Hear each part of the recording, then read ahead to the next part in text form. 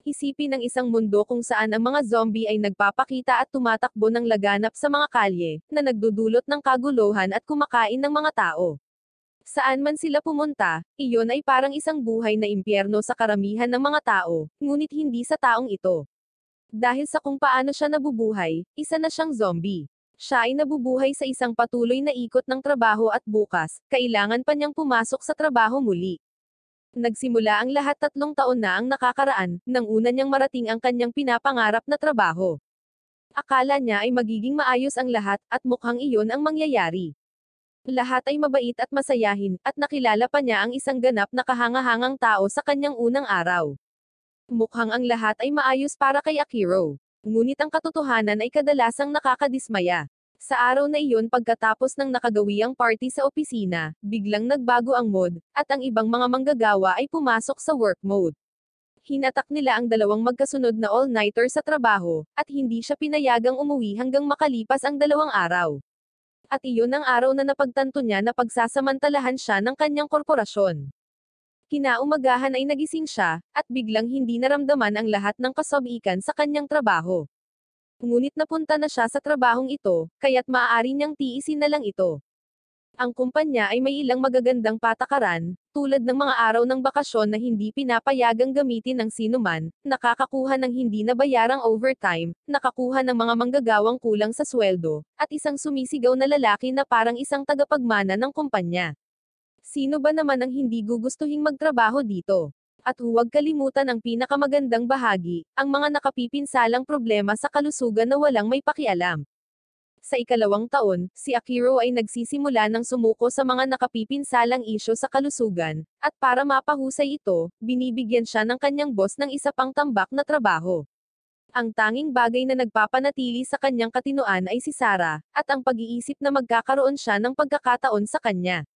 Ngunit ito ay patuloy na lumalala para sa ating dude. Si Sarah ay nababalisa na sa isang CEO ng kumpanya, at doon naalis ang huling bit ng katinoan niya. Si Akiro ngayon ay walang ideya kung bakit pa rin siya nagtatrabaho doon. Siya ay nawala sa malalim na pag-iisip kaya siya ay naglalakad sa trapiko na umaasang makakasalubong niya ang truck, ngunit wala siyang ganoong swerte. Hindi siya makakakuha ng ibang trabaho dahil ang lahat ng iba pa ay magiging kasing masama. At kung aalis man siya, magpapasama lang siya sa ibang empleyado.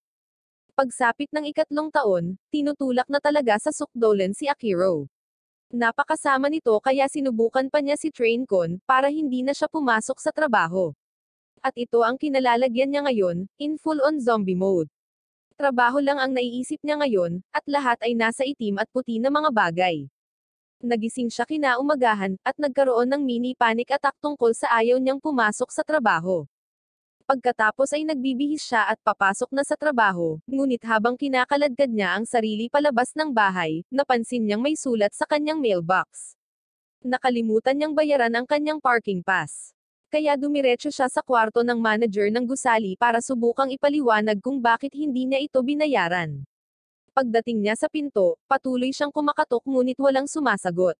Nakita niya ang kalahating bukas na pinto, at pumasok upang kausapin ang manager ng gusali. Ang nahanap niya ay hindi ang karaniwang inaasahan niya. Nakikita niya ang manager ng gusali na napakalalim sa loob ng isang tao. At iyon ang unang piraso ng kulay na nakita niya sa mahabang panahon. Tumakbo siya palabas ng silid at sinubukang tumakbo palabas ng gusali, ngunit nakahanap lang siya ng higit pang mga zombie na naghihintay sa kanya sa labas. Tumalikod siya at tumakbo sa itaas. At ang nasa isip lang niya ay kung ano ang gagawin niya kung magpapatuloy ito dahil mahuhuli na siya sa trabaho. Ngunit habang nakikita niya ang isang bumagsak na eroplano na pababa sa itaas, mayroon siyang epiphany. Lahat ng mga boss na ginawa ang kanyang buhay na isang buhay na impyerno, malamang nasawi na at hindi na niya kailangan pang pumasok sa trabaho. Ang kanyang buhay ngayon ay may kahulugan muli, at sa wakas ay makikita na niya muli ang lahat ng kulay sa mundo. Nakaupo siya sa isang rooftop, at iniisip ang lahat ng mga bagay na magagawa niya ngayong may libreng oras na naman siya.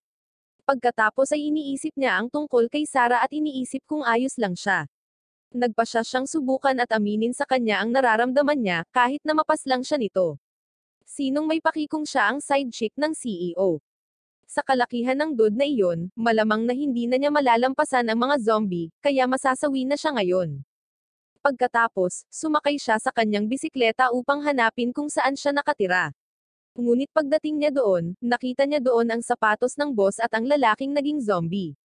Kaya't sinasamantala niya ang pagkakataong ibigay ang kanyang pagbibitiw, at binudislam siya sa labas ng bintana. Sa kasamaang palad, nandoon din si Sarah, at naging zombie na rin siya. Kaya't nang may luha sa kanyang mga mata, umamin siya sa kanya upang makakuha ng closure at tumakbo upang maiwasang kainin. Sa gabing iyon, iniisip niya kung ano ang kanyang gagawin mula ngayon. Sa estado ng mundo, maaari siyang masawi anumang oras. Kaya bakit hindi sulitin ito? Sa pamamagitan nito, gagawa siya ng kanyang bucket list ng mga bagay na gusto niyang gawin bago siya masawi. Kinabukasan, nanaginip si Akiro tungkol sa kanyang malaimpyernong kondisyon sa pagtatrabaho at nagising na sumisigaw. Ngunit nakaramdam siya ng ginhawa ng mapagtanto niyang mas maganda na ang kanyang mundo ngayon. Ito ay isang zombie apocalypse, at narito siya para dito. Sa bagong kasigasagan na mayroon siya ngayon sa buhay, sa wakas ay nalinis na niya ang kanyang buong silid sa unang pagkakataon sa mga taon, at gumaan ang pakiramdam niya. Kumuha siya ng inumin mula sa refrigerator, at ninanamnam ang lasa bilang kanyang unang inumin ng kalayaan. Samantala, ang balita ay sumasakop sa kwento habang ito ay nagbubukas. Ang lungsod ay nasa kaguluhan, may mga apoy na nagngangalit sa lahat ng dako, at ang newsroom ay nanganganib din na masakop. At sa lahat ng ito, nakatayo pa rin ang ginang ng balita na ginagawa ang kanyang trabaho. Si Akiro ay nanonood habang ang broadcast ng balita ay huminto, at alam niya na ang mundo ay napunta sa impyerno. Pero hindi iyon ang problema niya ngayon. Ang tanging inaalala niya ay ang pag-inom ng serbesa ngayon, at pagiging tamad upang makabawi sa mga taon ng pagpapahirap na dinanas niya sa kanyang sarili. Ngunit kapag siya ay pumunta sa refrigerator upang kumuha ng isa pa, siya ay tinamaan ng isang malubhang katotohanan. Naubusan na siya ng inumin. Ito ang pinakamasamang bagay na posibleng nangyari sa kanya ngayon. Maglilibot lang sana siya sa labas, ngunit ngayon ay kailangan niyang umalis para kumuha ng mas maraming inumin. At hindi ito magiging isang madaling paglalakbay.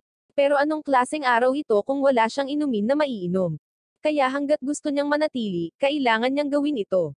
Habang siya ay nagkakaroon ng kanyang moral dilema, sa isa pang silid, mayroong isang mag-asawa na nababalisa sa apocalypse na ito, gaya ng karaniwang ginagawa ng karaniwan.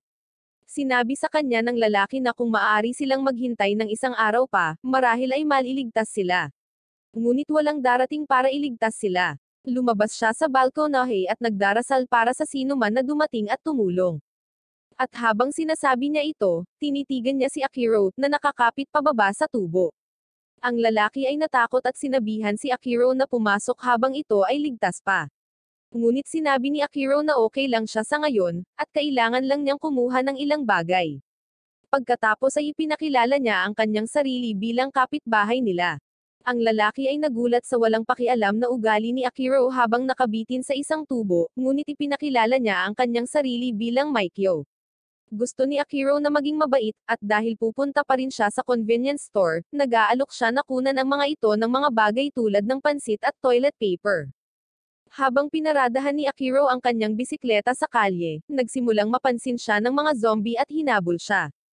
Napagtanto niya na kung siya ay napapaligiran, maaari talaga siyang masawi dito. Ngunit walang paraan na siya ay magpapalipas ng araw na walang anumang inumin, kaya ito ay isang kinakailangang aksyon. Nakarating siya sa convenience store, at may bike sa labas ng tindahan na may camera. Hindi niya iyon napapansin dahil masyado siyang nakatutok sa pagkuha ng inumin. Kaya't binuksan niya ang mga pinto at nagsimulang kumanta ng kanyang beer song habang namimili. Pagkatapos ay napansin niya ang isang babae na nakatayo sa tabi ng refrigerator, at agad siyang na-turn off sa kanta na kanyang kinakanta. Sinusubukan ni Akiro na umakting na normal sa pamamagitan ng pag-arte na parang walang nangyari, ngunit walang sinabi ang dalaga bilang kapalit. Lalong nagiging awkward ang mga pangyayari kung tatahimak siya, kaya patuloy siyang nagsasalita. Pero nilagpasan lang siya nito. Kaya't sinisikap ni Akiro na bigyan siya ng impormasyon sa pakikipag-ugnayan, ngunit sa wakas ay may sinabi siya. Itinaya niya ang kanyang buhay para lang kumuha ng inumin, at hindi man lang siya kumuha ng tubig para sa hangover. Ang isang taong may ganoong mahihirap na kasanayan sa kaligtasan ay magiging pananagutan lamang sa kanya. At mas malala pa, iniwan niyang nakabukas ang pinto sa kalahati, at ngayon ay dumarating na ang mga zombie. Sinubukan ni Akiro na pumunta sa harap niya upang protektahan siya, ngunit hinailan niya siya pabalik habang ang isang truck ay bumagsak sa dingding, na pinaslang ang mga zombie nang hindi sinasadya. Pero may mga natutunan siyang aral dito. Dapat niyang pag-aralan ang panganib bago gumawa ng isang bagay at palaging isara ang pinto. Umaasa siyang makikilala muli ang babaeng iyon, ngunit hindi pa ngayon ang oras para doon. Ang kanyang bike ay nawasak ng truck, kaya kailangan niyang tumakbo para dito. Ngunit walang paraan na malalampasan niya ang mga zombie, kaya kailangan niyang mag-isip ng iba. Sa kabutihang palad para sa kanya, mayroong isang scooter na nakapark doon, at nagagamit niya iyon upang makatakas. Na-upgrade niya ang kanyang biyahe, at iyon ang nagpapaisip sa kanya. Maraming sasakyan na may mga susi pa dahil nagsimula ang apocalypse sa rush hour, kaya siguro may mas maganda pa. At habang iniisip niya iyon, may nakita siya sa gilid ng kanyang mata, mayroon na siyang mas magandang motorbike. Sa wakas ay nakabalik na siya sa apartment building, at huminto siya sa apartment ni Mikyo. Ngunit ang nakita niya ay isang madugong apartment. At sa palagay ko ay hindi sila makakasama sa kanya anumang oras sa lalong madaling panahon. Nang gabing iyon, naalala niya na anumang oras ay maaaring masawi siya. Pero kung ganoon nga, gusto pa rin niyang mabuhay ng buo at gawin ang lahat ng bagay na hindi niya kayang gawin habang siya ay nagtatrabaho. Matagal siyang nag-iisip at isinulat ang lahat ng gusto niyang gawin. Kinabukasan, nakita namin ang babae sa isang penthouse. Sinimulan niya ang kanyang gawain sa umaga sa isang 10 kilometer na pagtakbo sa isang treadmill. At siya ay gumagawa ng seryosong diskarte sa pag-survive sa zombie apocalypse. Sinimulan niyang pag-aralan ang mga pattern ng paggalaw ng mga zombie, ngunit kailangan niyang pumunta doon at aktwal na makita ang mga zombie para makuha ang data na iyon, at para makakuha din ng mga supply. Kaya ito ang dahilan kung bakit siya nasa convenience store kanina nang makatagpo niya si Akiro. Sinusuri na niya siya, at ang truck na iyon na bumangga sa tindahan ay nahulaan. Binalikan niya ang footage ni Akiro na nakuha niya, at iniisip niya sa sarili niya na hindi naman siguro masama ang paraan ng paggawa nito. Sa isa pang hanay ng mga nakaligtas, may isang batang babae na umiiyak sa pagkawala ng kanyang ama, at ang manager ng club ay sinusubukang i-comfort siya ng kaunti. Siya ay nagsasabi sa kanya na siya ay mahusay sa pamamagitan ng pananatili doon hanggang ngayon. Ngunit habang nakikipag-usap siya sa kanya, lumapit sa kanya ang isa sa kanyang mga tauhan at sinabi sa kanya na bumalik na ang mga zombie. Sinabi ng manager sa babae na kailangan niyang gawin ang isang bagay, at tiyak na babalikan siya nito. Lumabas sila upang harapin ang kasunod na sangkawan sa isang masamang paraan, at nagsimula silang lumaban upang protektahan ang lahat ng mga tao na natitira sa club. Samantala, narito si Akiro na nabubuhay sa kanyang pinakamahusay na buhay kasama ang kanyang bagong motorsiklo. Dumating siya sa distrito ng Shinjuku, hinahanap ang kanyang matalik na kaibigan na si Kenji. Mas maaga sa araw na iyon, sinusubukan ni Akiro na magpatubo ng isang coal na balbas, at upang mapabilis ito, sinubukan niyang gumamit ng isang marker upang iguhit ito.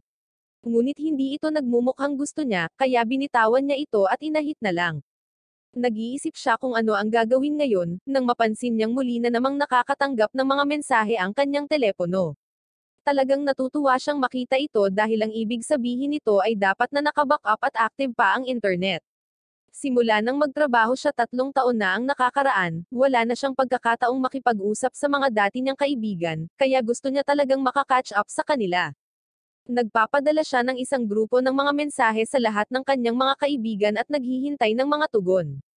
Ngunit pagkatapos ay napagtanto niya na ang tanging dahilan kung bakit gumagana muli ang internet ay ang trapiko sa network, ibig sabihin ay malamang na nasawi na ang karamihan sa kanyang mga kaibigan. Nakakalungkot talaga ang realization na ito. Lahat ng panahon na sinayang niya para makapag-bonding sa kanyang mga kaibigan para lang makapag-overtime sa trabaho, ay napunta lahat sa wala. Patuloy siyang nag-scroll sa kanyang mga contact at nakita niya ang isa sa kanyang mga kaibigan, si Kenji. Ngayon alam niya na ang taong ito ay isang manlalaban, kaya walang paraan na siya ay humiga at masawi ng ganoon kadali. Samantalang si Kenji naman ay hihiga at masasawi ng ganoon. 3 araw nang nakakulong si Kenji sa kwartong ito na walang ibang laman kundi tubig, at ang pasilyo ay masyadong pinapalibutan ng mga zombie para magkaroon siya ng kahit katiting na pag-asa na makatakas. At higit pa, siya ay natigil dito kasama ang babaeng zombie na ito, at ang tanging bagay na nagligtas sa kanya ay ang kanyang pagmamahal sa pagkaalipin. Umupo siya doon at sa tingin niya ay ito na ang katapusan niya.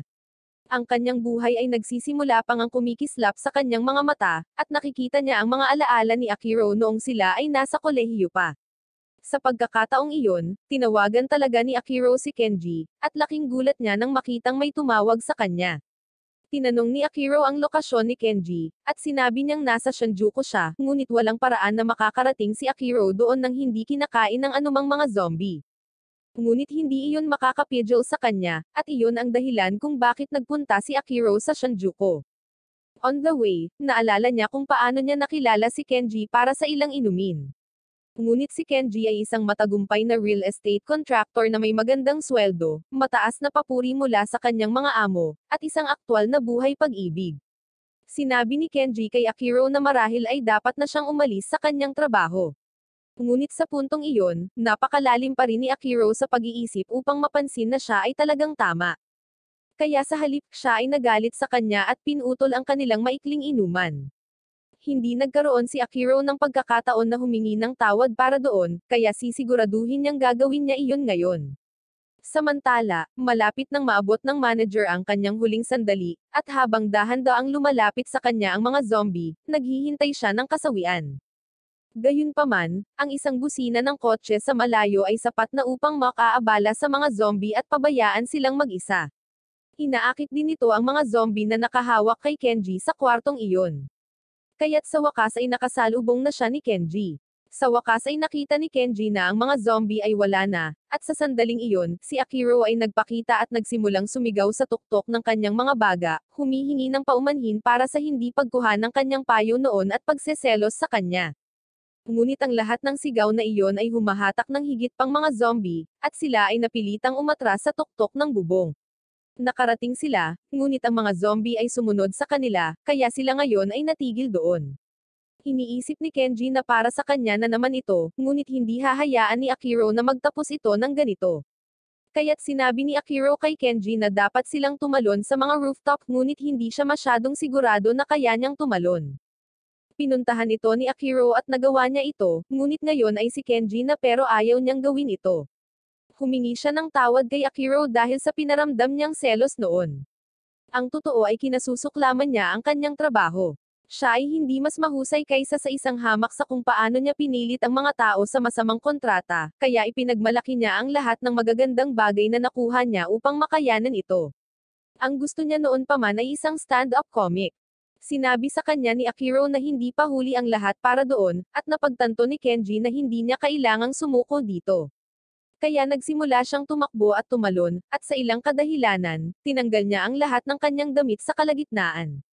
Hindi niya magawa ang buong pagtalon, kaya't nakasabit siya sa isang building, ngunit hinayla siya ni Akiro sa tamang oras. Ngunit ang pinakamasamang bagay na may isip ay nangyayari habang siya ay hinihila pataas, nasugatan niya ang kanyang sarili. Pagkatapos nito, nagpalipas ng gabi ang dalawa sa pag-inom ng walang damit tulad ng ginagawa ng lahat ng mga homies. Si Akiro ay naglalaro ng zombie na video game sa rooftop, ngunit nasawi siya sa laro, kaya humiga siya pabalik sa duyan na kanyang hinihigan. Si Kenji ang nagluluto para sa kanya, at ang pagkain ang pinakamagandang bagay na natikman ni Akiro. Namanghaman siya sa pagkain, nagko-comment din siya kung gaano kagaling si Kenji sa lahat, na magpapaliwanag kung bakit siya sikat sa mga babae. Sinabi ni Kenji na normal ang ganitong kakayahan sa pagluluto, at ang kakulangan sa husay ni Akiro marahil ang dahilan kung bakit wala siyang swerte sa kanyang buhay pag-ibig. Nanunumpa si Akiro na makikipag-date siya ngayon, pero maayos naman ang mga pagpipilian niya, sabihin na lang nating hindi sila ideal. Mamaya, tinitingnan ni Kenji ang listahan ni Akiro. Ito ay uri ng hindi makatotohanan. Tulad ng ganito, ano ang mga pagkakataon na makatagpo siya ng isang flight attendant sa apocalypse, at higit pa sa pagkakaroon ng pagkakataong makapag-inuman at makapag-date sila. Mangangailangan ng ilang cosmic alignment voodoo para mangyari iyon. Ngunit anuman, gagawin pa rin ni Akiro ang anumang nais niyang gawin, kahit na ito ay tila hindi makatotohanan. Sinabi ni Kenji na ayos lang, ngunit ang listahan ay walang hanggang 100 bagay doon, kaya sinimulan ni Kenji na idagdag ang kanyang sariling pangarap na maging isang stand-up na comic sa listahan, at sa pamamagitan ng proxy, kailangang maging isa rin si Akiro. Ngunit dahil iniligtas ni Akiro ang kanyang buhay, sasamahan siya para sa anumang bagay na may isip niya. Dahil doon, nagtanong si Akiro kung maaari silang magtungo sa mall upang kunin ang isang mega flat screen TV, at sa gayon ay lumabas sila gamit ang motorbike para kumuha ng isa. Ngunit bago sila makarating doon, tumakbo sila sa isang nag-aalab na dead end, at mayroon pang isang bumbero na naroon pa rin bilang isang zombie. At para lumala pa, lumapit si Truck-kun sa kanila, at si Kenji ay nabigla. Nag-flashback si Akiro sa nangyari sa kanyang pagkuha ng inumin, at nakakuha siya ng ideya na tumalon sa tanker. Nakakabalisa na ideya, oo, ngunit hindi ko nakikitang may naiisip si Kenji. Nagawa nilang tumalon, ngunit ang tanker ay sumabog sa isang nagninangas na apoy, na pinipilit silang pumunta sa isang underground na mall upang makatakas sa apoy. Ngunit ang mall ay maraming mga zombie sa loob nito, at ang pagtakas ay hindi na isang opsyon. Kaya tumalon sila sa motorsiklo at nagsimulang tumakbo sa malapit na tindahan na bahagyang nakabukas ang pinto. Hinahabol sila ng mga zombie, ngunit nagawa nilang makalusot at ibinagsak ang pinto sa mga daliri ng mga zombie. Bumukas ang isang flashlight at lumingon ang dalawa upang makita ang tatlong babae at isang lalaki na nakayuko sa likuran. Medyo defensive sila sa una, dahil hindi nila alam kung nahawaan si Akiro at Kenji or hindi. Pero pagkatapos nilang sabihing hindi, nagpapasalamat si Kenji na may iba pang nakaligtas. Hindi nakikita ng dalaga kung bakit siya nagpapasalamat dahil nakulong sila dito na may mga zombie sa lahat ng panig.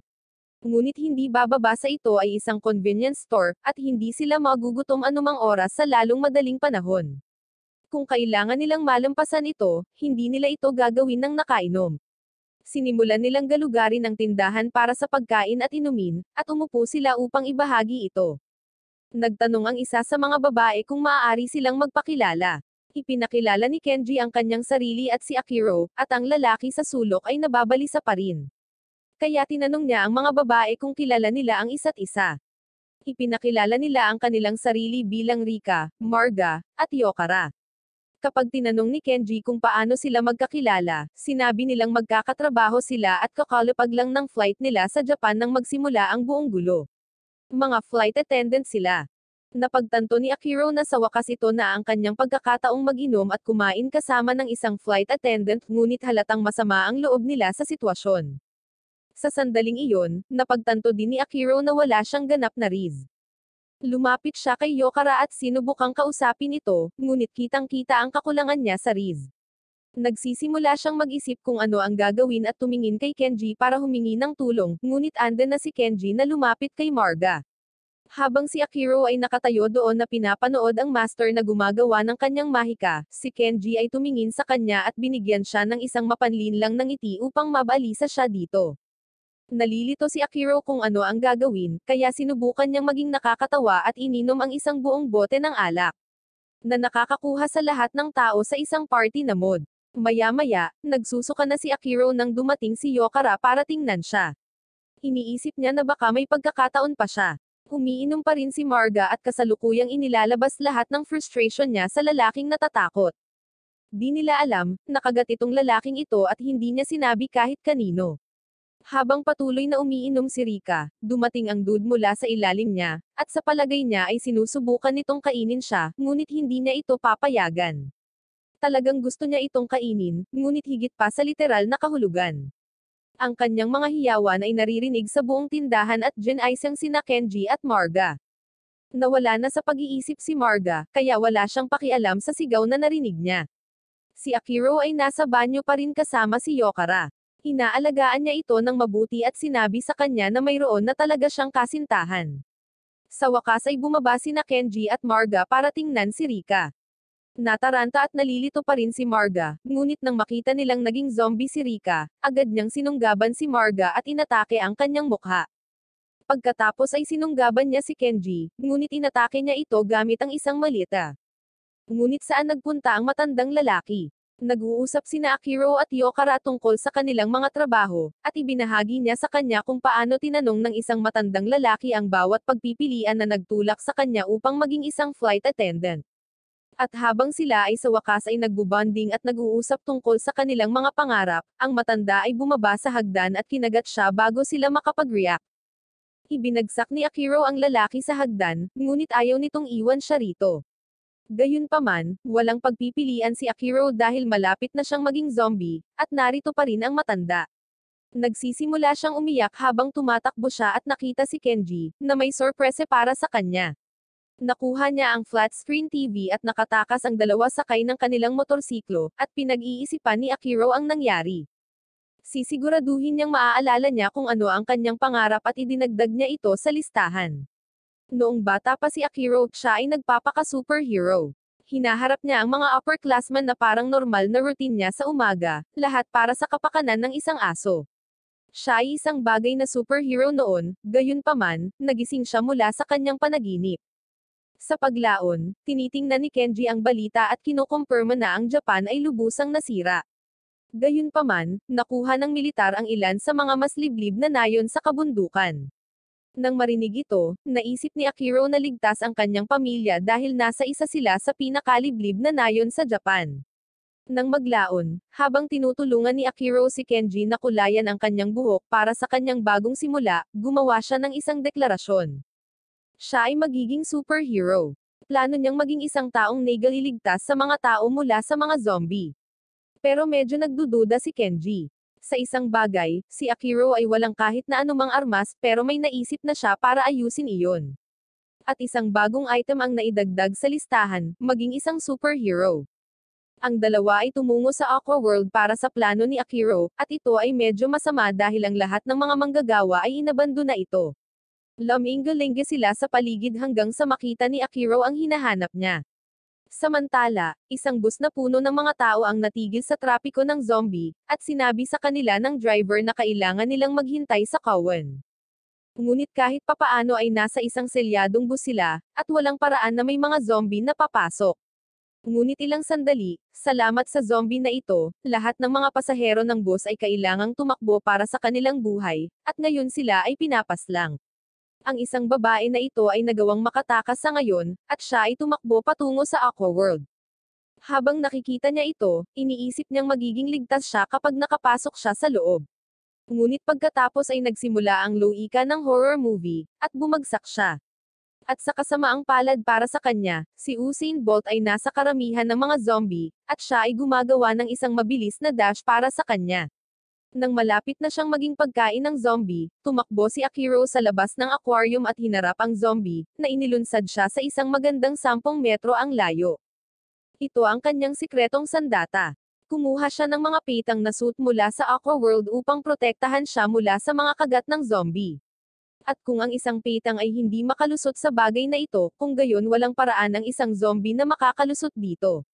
And with that, naabot niya ang kanyang superhero goal. Nakakita siya ng mas maraming tao na nangangailangan ng tulong, at sinabihan silang lahat na pumunta sa Aqua World para sa kaligtasan. Sa mga tao, napapansin niya ang kanyang pangalawang crush doon, ngunit wala siyang oras upang isipin iyon dahil bumalik ang zombie na si Usain Bolt para sa ikalawang yugto. At habang ang suit ay maaaring maiwasan ang mga kagat mula sa paglusot, ito ay magiging masakit pa rin sa kanya. At pagkatapos niyang bumagsak sa lupa, nanumpa siya sa Olympic team at sinabi lang ni Kenji, ikaw na ang bahala sa sarili mo. Sa kalaunan ay nagawa ni Akiro na itapon ang mga zombie sa tulay at sa ilog. At sa kabutihang palad para sa kanya, sinanay nila siya para sa triathlon. Bumalik siya sa Aqua World, at binati siya ni Kenji na parang hindi lang siya iniwan doon. Pagkatapos noon, pinuntahan ni Akiro ang babae para makipag-usap, at habang gusto lang niyang makipag-usap, sinimulan niyang kutsain ang buong buhay ng ating bidang lalaki. Sinubukan ni Kenji na ipagtanggol ang karangalan ni Akiro, ngunit ang pagkutsa ay masyadong masinsinan. Pagkatapos nito, may narinig na malakas na kalabog sa buong Aqua World. Nagpa siya sina Akiro at Kenji na tingnan ito. Ngunit nang mahanap nila ang pinanggalingan ng tunog, nakakita sila ng isang bagay na nakakatakot. Walang mahanap na manlalangoy ang mga zombie, kaya tumawag sila ng pitang. Sinimulan silang habulin ng pitang, at tumakbo sila para balaan ang lahat ng ibang tao. Sinubukan ni Akiro na manatili at lumaban, ngunit pagkatapos ay napagtanto niya na iyon ay isang pitang na may mga paa, at nagulat sila na may paa ang pitang. Nak-order sila sa isang silid na may mas maraming zombie, at nagsimula silang magtungo sa emergency exit. Ngunit pagkatapos ay ang babaeng ito ay sinunggaban ang crush ni Akiro, tumigil ng ilang segundo, tapos tinabi siya kasi natatakot siya. At ngayon ay malamang nawala na ang crush ni Akiro. Nang mapagtanto na wala siya doon sa kanila, sinubukan ni Kenji na tulungan siya. Ngunit ang pinto ay masyadong naharangan para mabuksan ito. Lamingga-lingga siya sa paligid para tanungin si Akiro kung ano ang dapat niyang gawin, ngunit umalis na si Akiro para tumulong sa kabilang dulo. Ang crush ni Akiro ay nahaharap sa isang malaking pitang, at maaari lamang niyang sisihin ang kanyang sarili dahil hindi niya napagtanto, na hindi dapat kailanman manatili sa malalaking grupo sa panahon ng isang zombie chase. Tinanggap na niya ang kanyang kasawian, pero hindi pa si Akiro. Kaya tumalon siya mula sa isang air vent at hinarap ang pitang. Laking gulat niya na itataya nito ang kanyang buhay para iligtas siya, kahit na pagkatapos ng pangungot siya na ibinigay nito sa kanya. Ano bang dahilan niya para bumalik? Ngunit hindi kailangan ni Akiro ng dahilan para tumulong sa isang tao. Ginagawa lang niya ang gusto niyang gawin. Namangha siya sa pagiging matatag ni Akiro at tinanong siya kung may plano pa ba siya, pero wala siyang naisip. Habang tumatakbo sila, nakaisip si Akiro ng planong talunin ang pitang. Dahil ang mga pitang ay sensitibo sa mga charge ng kuryente, kung sila ay kukuryentehin ito ay magpapalito dito at hindi sila aatakehin. Habang ginulo ang pitang, itinaboy si Akiro sa pader at marahang bumagsak. Si Kenji ay nagsisikap na gumawa ng paraan upang mailigtas siya bago siya maging pagkain ng pitang, kaya gumawa siya ng isang walang kabuluhang plano. Papakainin niya ang pitang gamit ang kanyang sariling asset. Ngunit sa sandaling makuha ng pitang ang decoy, nagsisimula siyang magsisi sa kanyang desisyon. Ngunit ang kaguluhang iyon ay sapat na upang hayaang makabangon muli si Akiro, at sa wakas ay nakahanap na ang dalaga ng ilang baterya, kaya't inihagis niya ito sa kanya. Ginagamit niya ang mga ito upang kuryentehin ang pitang. Pagkatapos makatakas, sabay silang lumabas at tinanong ni Kenji kung hindi ba niya susundin ang alinmang grupo. Pero sabi ng babae tapos na siya sa mga grupo sa ngayon. Hindi niya pa rin maintindihan kung bakit itataya ni Akiro ang kanyang buhay para sa kanya, ngunit sinabi ni Akiro na siya ay isang taong mahalaga sa kanya ngayon kaya't ililigtas siya nito anuman ang mangyari. Nataranta siya dito at sa wakas ay pumayag siyang ibigay kay Akiro ang kanyang impormasyon sa pakikipag-ugnayan. Nang maglaon, si Akiro ay nasa isang tindahan, nakatitig sa Rolex sa dingding kung saan hindi niya inaasahan na mabibili. Ngunit ngayong natapos na ang mundo, maaari siyang magkaroon ng maraming relo sa kanyang mga palso hanggat gusto niya. Pagkatapos ay ipinakita sa kanya ni Kenji ang ilang mas mahal na bagay, at naniniwala ako na ligtas na sabihin na ang dalawang ito ay natanggal sa kanilang isipan ngayon. Nang gabing iyon, nalaman ni Akiro na wala na silang tubig ngayon at ang lungsod ay dumilim na. Naka-charge pa rin ang kanilang mga telepono, ngunit hindi sila makakakuha ng anumang balita dahil down ang mga istasyon. Sila ang pinakahuling tao sa lungsod. Kaya siguro dapat na nilang seryosohin ang zombie apocalypse. Ngunit bago iyon, tinatanaw nila ang magandang skyline na nakikita salamat sa pagkakaroon ng brownout. At bukas, pupunta sila sa hometown ni Akiro, ang Gama. Kinaumagahan, nagsimula silang mag-impake para sa biyahe at nagpaalam si Akiro sa kanyang dating buhay. Karaniwan itong 5 oras na biyahe papuntang Gama, ngunit walang sinasabi kung ano ang magiging traffic ngayon. Dahil ito ay magiging isang mahabang biyahe, si Kenji ay nagtanong kung sa wakas ay makakakuha sila ng baril para sa pagtatanggol sa sarili. Pero iba ang nasa isip ni Akiro. Kung sila ay maglalakbay, pagkatapos ay gagawin nila ito ng may style. Kaya gusto ni Akiro na kumuha ng luxury camping vehicle. At sa pamamagitan ng ilang twist ng kapalaran, naabutan din nila si Shizuka doon. Sinubukan na kumbensihin si Akiro si Shizuka na sumama sa kanila, ngunit wala pa rin siyang riz at agad siyang kinuryent nito. Si Kenji naman ay nagagawang makipag-usap sa kanya at malaman na wala siyang lisensya. Kaya nagagawa nilang kumbensihin siya na mas ligtas na sumama sa kanila. Pumasok sila sa car show at namangha sa lahat ng sasakyan doon. Mayroong isang tangke ng RV para sa walang ibang dahilan at sobrang nastigan si Akiro dito.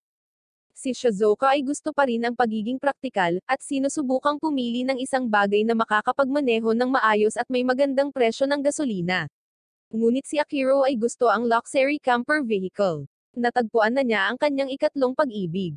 Ngunit si Shizuka ay nasa panig pa rin ng pagiging praktikal, at nangatuwiran na walang paraan na makakarating sila saan man sa bagay na iyon. Gayunpaman, nakita niya ang isang RV na nagtatanong sa lahat ng sinabi niya. Pinagtatawanan siya ng mga lalaki dahil sa pag-ibig sa isang disenyo noong siya ay halos praktikal 1 minuto ang nakalipas pero sinabi ni Shizuoka na iba ito.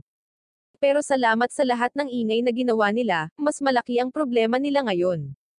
Habang napapalibutan sila ng mga zombie, at napipilitang pumasok sa isang random na RV at magmaneho. Paglabas nila ng lungsod, si Kenji ay nakasakay sa motorbike sa tabi nila at si Akiro ang nagmamaneho ng RV. Naaabala si Akiro na walang laman ang mga kalsada kahit na weekend. At sinabi ni Shizuoka na ito ay marahil dahil walang sino man ang nagkaroon ng sapat na oras upang umalis sa lungsod pagkatapos ng pagsiklab ng zombie. Tinanong ni Akiro kung may alam ba siya tungkol sa mga zombie, at inakala niyang virus iyon. At kung nagawa nilang gumawa ng bakuna para dito, maaaring magkaroon ng pagkakataon ang mundo na bumalik. Ngunit iyon ay walang kinalaman sa kanila maliban kung sila ay namamahala upang mabuhay sa unang lugar. Nang gabing iyon, naghahanda na sila para mag-set up ng kampo para sa gabi. Ngunit pagkatapos ay tumakbo sila sa mga spike strip na inilatag sa kalsada. At ang pinakamasamang bagay sa isang zombie apocalypse ay lumabas, mga tao. At ang masaklap nito, ang pinuno ng gang ay ang matandang boss ni Akiro. At sinabi ni Akiro na dapat kinuha na lang niya ang baril noon. Nagsimulang magkaroon ng trauma si Akiro mula sa lahat ng pang-aabusong dinanas niya sa mga kamay ng boss. Ito ang buong plano niya. Nilagyan niya ng ilang spike strip ang kalsada kaya napadpad sila dito. At gusto niyang pilitin si Akiro na magtrabaho ulit para sa kanya. Si Shizuoka ay hindi nahuhulog sa kanyang mga sinasabi at tinawag siya kung paano niya ginagawang tila tinutulungan niya sila, at pinoprotektahan sila mula sa mga manloloob. Pero siya ang magnanakaw dito at sinasabi niya lahat ng may ngiti sa labi. Ngunit walang ibang pagpipilian, napilitan si Akiro na magtrabaho muli para sa kanya. At ang kanyang karanasan sa impyerno ay nagsimulang bumalik. Si Shizuoka ang nag-aasikaso sa mga sugat ni Kenji, at si Kenji ay humingi ng paumanhin sa dahilan kung bakit kailangan nilang pumunta dito. Ngunit sinabi ni Shizuoka sa kanya na malamang na plinano na nila ang buong bagay na ito mula pa sa simula, at wala silang pagpipilian. Nakikita ni Akiro kung paano pinagtatrabaho hanggang masawi ang iba dito. Ngunit wala siyang masasabi tungkol dito. Habang naglilipat ng mga kagamitan, nakakakita si Akiro ng mga inumin at may kumikinang na saya sa kanyang mga mata. Sinusubukang palamigan ang mga ito para masiyahin ang lahat. Ngunit dumating ang boss, at naiinis na sasayangin ni Akiro ang kanyang mahalagang kuryente sa isang bagay tulad ng kasiyahan ng empleyado. Si Akiro ay naghihingalo dahil sa kanyang trauma, ngunit pagkatapos ay dumating ang mga empleyado at nakita ang inumin. Kaya napilitan siyang ibigay ito sa kanila. Kung hindi, siya ay magiging masamang tao. Isa pa rin siyang mapagsamantalang boss ngunit hawak niya ang lahat ng kapangyarihan dito. Kaya wala silang magagawa para kalabanan siya sa ngayon. Sinimulan pa niyang gamitin ang mga zombie bilang labor at sinabihan si Akiro na maging higit na katulad ng mga zombie, isang kagamitan na hindi makapag-isip para sa kanyang sarili. Ganito ang nangyayari kapag walang mga unyon ng manggagawa. Noong gabing iyon, tinanong ni Kenji si Shizuoka kung napansin niya kung paano kakaiba ang kinikilos ni Akiro kamakailan. Ngunit napagtanto na ni Shizuoka kung ano ang naging buhay ng trabaho ni Akiro, at alam niya kung ano ang pakiramdam ng kontrolado at may sariling karanasan sa pagiging pinagsamantalahan. Kaya alam niya na hindi mahanap ni Akiro ang lakas ng loob na lumaban. Noong bata pa si Shizuoka, naglalakad siya pauwi mula sa paaralan sa tag-ulan. Nang makatagpo siya ng isang maliit na tuta sa isang kahon, at hindi niya ito may iwan doon kaya nagpasya siyang iuwi ito. Ngunit sa paghingi ng permiso ng kanyang ama na panatilihin ang aso, agad niyang sinabihan itong kainin ang aso. Wala siyang nakikitang kabuluhan sa pag-aalaga ng isang may sakit na aso, at kailangan itong umangat sa kanyang mga kasamahan at huwag mag-aksaya ng kanyang oras sa mga bagay na parang bata, tulad ng pag-aalaga sa ibang nilalang. Siya ay literal na tulad ng 4 na taong gulang. Ngunit sinasabi niya sa kanya na maging walang awa at magkalkales sa kanyang mga aksyon. Ganap na handang talikuran ang sinumang nakikita niyang mahina, isang babaeng human resources. Bumalik sa kasalukuyan, ang masamang boss ni Akiro ay gumagawa ng isang masiglang pagkilos upang tanggapin siya at ang kanyang mga tauhan sa koponan. Ang lahat ay nagsasaya at umiinom hanggang sa nilalaman ng kanilang mga puso, habang si Akiro ay nandoon na umaalipin. Ang dalawang lalaking ito ay nagsasaya at nagtatanong ng tunay na mahahalagang katanungan. Mahahawaan ba sila sa pag-smash ng babaeng zombie? Ngunit kapag naubusan ng inumin ng isa sa kanila, tumawag sila kay Akiro para dalhan pa sila. At ang ating bidang lalaki ay isang ganap na naguguluhan ngayon. Natapilok siya at bumagsak sa lupa, nalaglag ang inumin. At kahit na ito ay ang apocalypse, ang ilang mga bagay ay nananatiling pareho bilang ang mga tao dito ay tinatrato pa rin siya gaya ng sa dati niyang trabaho. Paulit-ulit na sinasabi ni Akiro na nagsisisi siya habang sinisigawan siya ng mga tao. Habang sa ibang lugar, ang kanyang matandang amo ay nagkakasundo sa isang lola na nagbuhos ng kanyang inumin, at nagsasaad na tatanggap lamang siya ng alak na ibinubuhos ng mga babaeng may pinakamagagandang aset. Kaya tinawag niya si Shizuoka at inutusan itong ibuhos ang kanyang inumin. Siya ay nag-aatubili na sumang-ayon at ginagawa ang sinasabi nito, habang tinititigan niya ang kanyang mga aset. Binibigyan siya ni Shizuoka ng kanyang inumin, ngunit pagkatapos ay pinipilit niya itong magkaroon ng isa kahit na hindi niya gusto iyon. At tingnan mo ang paraan ng pagdila ng boss na ito sa kanyang mga labi, halatang gusto niyang gawing ibang klaseng anime ito. Pagkatapos niyang uminom, hiniling niya sa kanya na hayaan siyang lambingin siya na hindi niya pinansin. Kaya't sinigawan niya si Akiro na lumapit at dalhan siya ng isa pang bote ng booze para malasing niya si Shizuoka hanggang sa puntong baka makita niya na hindi siya gaanong hindi kaakit-akit. Pero sad to say, kahit alak ay hindi na maaayos ang mukha na yan. Nang hindi tumugon si Akiro sa kalahating segundo, sumigaw pa siya ng mas malakas para makuha ang atensyon ng isang nababalisang Akiro at binigyan siya ng isa pang bote ng alak. Gayunpaman, sa pagitan ng kawalan ng tulog, heat stroke, at patuloy na pagsigaw, hindi sinasadyang binigay ni Akiro sa kanya ang isang walang laman na bote. Binato ito ng boss, at sinimulan niyang sigawan si Akiro at sabay-sabay na nag-aaksaya ng hindi bababa sa 6 galon ng laway sa kanyang pagrant. Habang si Shizuoka ay nakaupo pa rin sa mesa na naguguluhan, naiisip niya kung paano mula sa mismong araw na siya ay ipinanganak, ang kanyang ama ay nagsimulang magturo sa kanya kung paano samantalahin ang mga tao sa kanyang paligid upang maging isang CEO, na mano-manong sinusubukang sirain ang kanyang puso at kaluluwa dahil hindi iyon kakailanganin ng isang CEO. Sinubukan niyang itama ang kanyang puso, at itago ang asong iyon sa atak ng bahay upang subukang alagaan ito pabalik sa kalusugan. Siya ay nag-research at nagsimulang magbasa tungkol sa kalusugan ng hayop upang mas matulungan ito. Pagkatapos ng maraming trabaho, sa wakas ay nakuha niya ang aso na makakain at gumaling sa mga karamdaman nito. Napakasaya niya na sa wakas ay nagkaroon na siya ng kaibigan na mapaglalaroan, ngunit ang kaligayahan ay mangangahulugan na magkakaroon siya ng puso, at hindi siya mapipigilan ng kanyang ama ng mga kalokohang bagay tulad ng damdamin or empatiya. Kaya, ginawa ng tatay niya ang tanging makatwirang bagay na magagawa niya, pinaslang niya ang aso. Pagkatapos noon, nawala na ang puso niya, at nakinig na lang siya sa lahat ng sinabi sa kanya ng tatay niya. Nakakasakal, ngunit wala siyang magagawa para labanan siya dahil bahay niya iyon at mga patakaran niya. Kaya, epektibo siyang na-brainwash para ipaubaya sa kanya ang lahat ng desisyon niya sa buhay. Ngayon, ganoon din ang ginagawa ng boss kay Akiro. Sa pamamagitan ng paulit-ulit na pagwawasak ng anumang kumpiyansa na maaring naiwan sa kanyang isipan, pagkatapos na hindi sinasadyang malaglag ni Akiro ang ilang mga delatang pagkain, sinimulan niya itong pagsabihan tungkol sa pagiging walang isip at walang silbi, at sinabi rin na kailangan niyang magtrabaho doon ng mas matagal para makabawi dito. Sinubukan ni Akiro na tumutol, ngunit ang boss ay nagsimulang magsalita sa kanya muli, at ngayon si Akiro ay lubusang nasira sa kanyang mga pamamaraan na gumana. Pumasok siya para tapusin ang huling yugto ng kanyang plano, gaslighting. Gumagawa siya ng mabait na pagkilos para mapagtiwalaan siya ni Akiro, at sinabing ginagawa niya lang ito para sa kanyang kapakanan. Kaya gusto niyang manatili at magtrabaho dito ng tuluyan si Akiro. Delikado ang labas at hindi mo alam kung kailan mo makakaharap ang susunod na kuta ng mga zombie. Kaya manatili siya dito sa ligtas na compound at magtrabaho sa ilalim niya, or umalis at harapin ang apocalypse ng mag-isa. Ngunit ako, sa totoo lang, pipiliin ko ang apocalypse anumang araw ng linggo bago ako magtrabaho sa ilalim ng masamang boss na ito.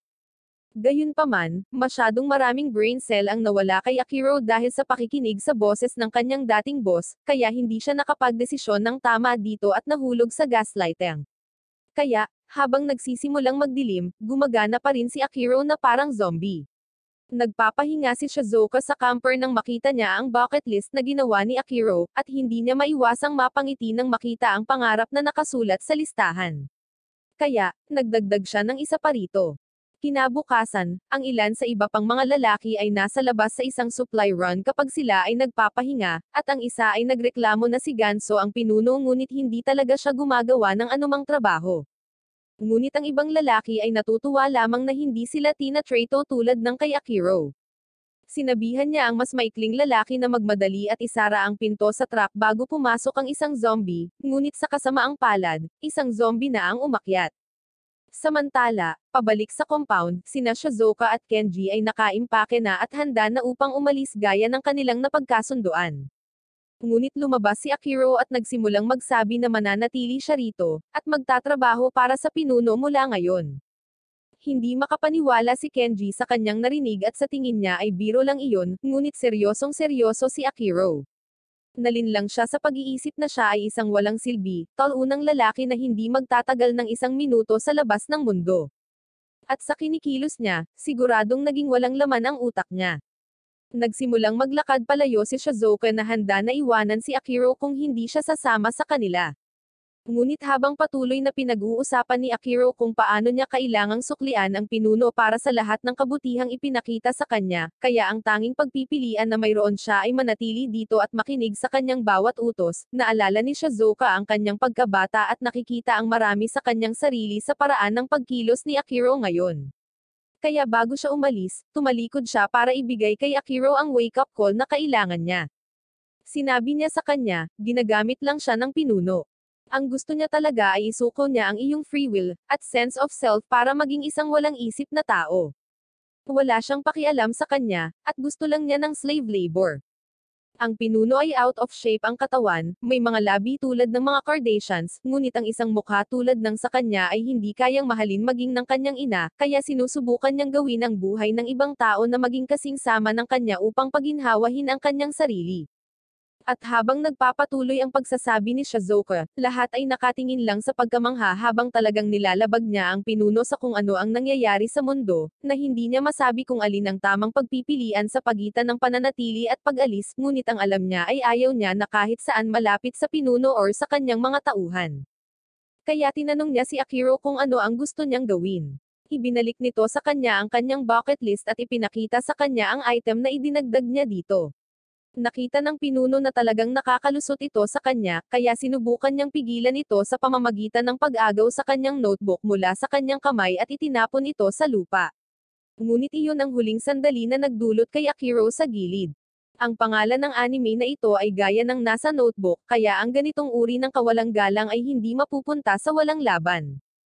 Kahit papaano ay nagawa ni Akiro na mapailalim sa paa ng pinuno para pigilan siya sa pagtapak dito at bumangon, na sa wakas ay nagkaroon ng kaunting tapang. Gayunpaman, mas mabait pa rin siya kaysa sa akin. Ang sabi lang niya, kung anong problema sa kanya ng pinuno at nagpasalamat sa kanya, at sinabing ayaw na niyang makita ang hindi nakakaakit na mukha ng pinuno. Nagulat ang pinuno sa biglaang pagtitiwala ni Akiro sa sarili. Sinubukan niyang ipagpatuloy ang pag-gaslight at sinabing may utang pa sa kanya si Akiro. Ngunit sinasagot siya ni Akiro sa pagsasabi, na miss niya yung part na yun lang ang problema niya. Kaya kahit maging zombie siya, mas maganda pa rin ito kaysa pagtatrabaho sa kanya na parang zombie. At habang sinasabi niya ito, masayang nagbabalik ang collection team ng mapagkukunan, na inilalahad ang kanilang mahusay na nakuha para sa araw na iyon. Ngunit sa halip, siya ay napahamak ng isang zombie. Bumalik sila sa kalsada, at talagang nasasabik si Akiro na nagawa niyang gawin ang higit sa 30 bagay sa kanyang listahan. Sa rate na ito, maaaring umabot siya sa 100 bago matapos ang buwan. Ngunit nag-aalala si Shizuka na baka masawi siya kapag nangyari iyon.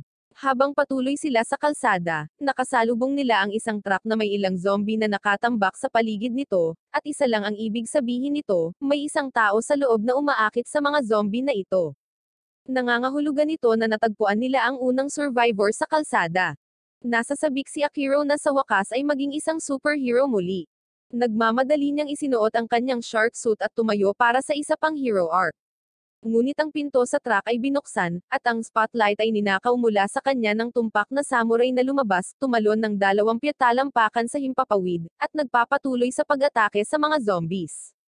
Mabilis ang kanyang pagpaslang na may regular na busog din na gamit, at hindi sila makapaniwala sa kanilang nakikita, ngunit nakita ni Akiro na ito ay talagang Colt.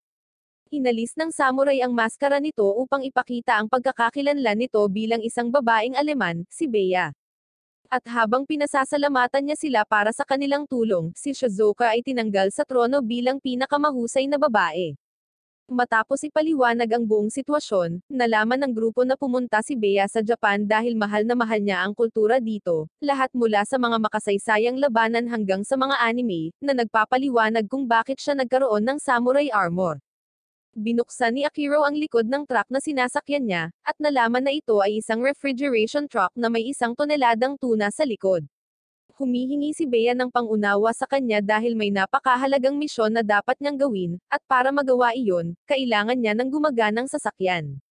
Kaya humingi siya ng tulong sa paghatid ng isda sa Takasaka. Mukhang sincere talaga si Bea sa kanyang mga hiling, kaya pinag-iisipan ni Shizuka na sumama dito dahil baka maghatid siya ng pagkain sa mga survivors. Bumaba si Akiro at pumunta sa kanyang harapan, at nagtanong kung bakit gusto niyang maihatid ang isda na iyon ng husto. Kaya nagsimula ng magpaliwanag si Bea. Nakuha niya ang kanyang unang sulyap sa Japan sa parehong paraan na ginagawa ng karamihan sa mga bata, mula sa panonood ng anime. At mula noon, nagsumikap siyang makaipon at pumunta rito para maranasan ito ng kanyang sarili. Gayunpaman, nang siya ay lumapag at malapit ng maranasan ang kanyang pangarap, sinabi ng mundo ang isang malaking kaganapan sa kanya, at nagsimula ang zombie apocalypse. Ngunit hindi niya hahayaang mawala ang kanyang pangarap. Kaya't natagpuan niya ang huling nabubuhay na chef ng sushi na nagtatrabaho sa isang gasolinahan, mahusay sa kanyang trabaho, at pinayagan siyang gumawa ng sushi para sa kanya dahil nakahanap siya ng isda. Kaya ang dahilan niya para gawin ang lahat ng ito ay dahil sa sushi, at sa kabutihang palad para sa kanya, narinig ni Akiro ang sushi at sumama sa plano. Yung iba sumasabay din kasi bakit hindi. Kaya lahat sila ay tumungo sa lungsod upang salubungin ang sushi man. Si Bea ang nangunguna doon, ngunit nag-aalala dahil ang huling pagkakataon na nakausap niya ang sushi man ay mahigit 3 araw na ang nakalipas. Kaya wala siyang garantiya na buhay pa ito, ngunit ang pananampalataya sa sushi ang nagtutulak sa kanya na huwag mawalan ng pag-asa. Nakarating sila sa isang pagliko at nalaman na ang kalye ay puno ng 1 tonelada ng mga zombie. Gayunpaman, hindi iyon makakapigil sa kanila sa pagkuha ng kanilang sushi. Kaya sinuot ni Bea at Akiro ang kanilang mga gear. Sobrang motivated sila. Pero kung nagtataka kayo kung may plano ba sila dito, wala. Gayunpaman, iniisip ni Shizuka na siya ay may magandang isa, at kasama dito ang paggamit ng pinaka hindi mapaglabanan na decoy na kilala sa uri ng zombie, ang asset ni Kenji. Nakuha nila ang decoy, kaya nagsimulang tumakbo si Kenji na parang balisa para makalayo sa kanila, at habang napunta silang lahat sa isang sulok, kinukulong silang lahat ni Akiro gamit ang isang truck, na iniwan si Bea na malayang humadlang sa mga zombie isa-isa. Ang tunog ng sasakyan ay umaakit ng higit pang mga zombie, at oras na para sa susunod na yugto ng plano. Sa lahat ng mga zombie sa isang lugar, sinimulan nilang ihagis sa kanila ang mga bote ng alak at malapit ng magsindi ng apoy. Ngunit hindi nila tiningnan kung gumagana pa rin ang mga posporo nila. Kaya ngayon ang mga zombie ay nilalampasan na ang pansamantalang barikada, at ngayon sila ay patungo sa kanilang RV. Kung mapapaligiran ito ng mga zombie, hindi na sila makakagalaw or makakabalik, at mawawala ang lahat ng isda at ang pag-asa nilang sushi. Hindi hahayaan ni Akiro na mangyari iyon, kaya tumalon siya pababa upang ipagtanggol ang truck sa kanyang buhay. Dahil mas gugustuhin niyang maging zombie kaysa hindi kumain ng sushi. Mula nang makilala nila si Bea 1 oras na ang nakakaraan, tinatahak nila ang kanilang paraan sa pagsalakay ng mga zombie sa superhuman na paraan. Ngunit maliwanag na napakarami nila para harapin lamang ng 2 tao. Ang mga bagay ay mukhang mabangis, gayunpaman, may backup na plano si Shizuka at gumamit ng drone para akitin ang mga zombie pabalik sa main square. Siya ay tapos na sa paglalaro, at may buong station na natatakpan ng gasolina upang paputukin ang mga zombies.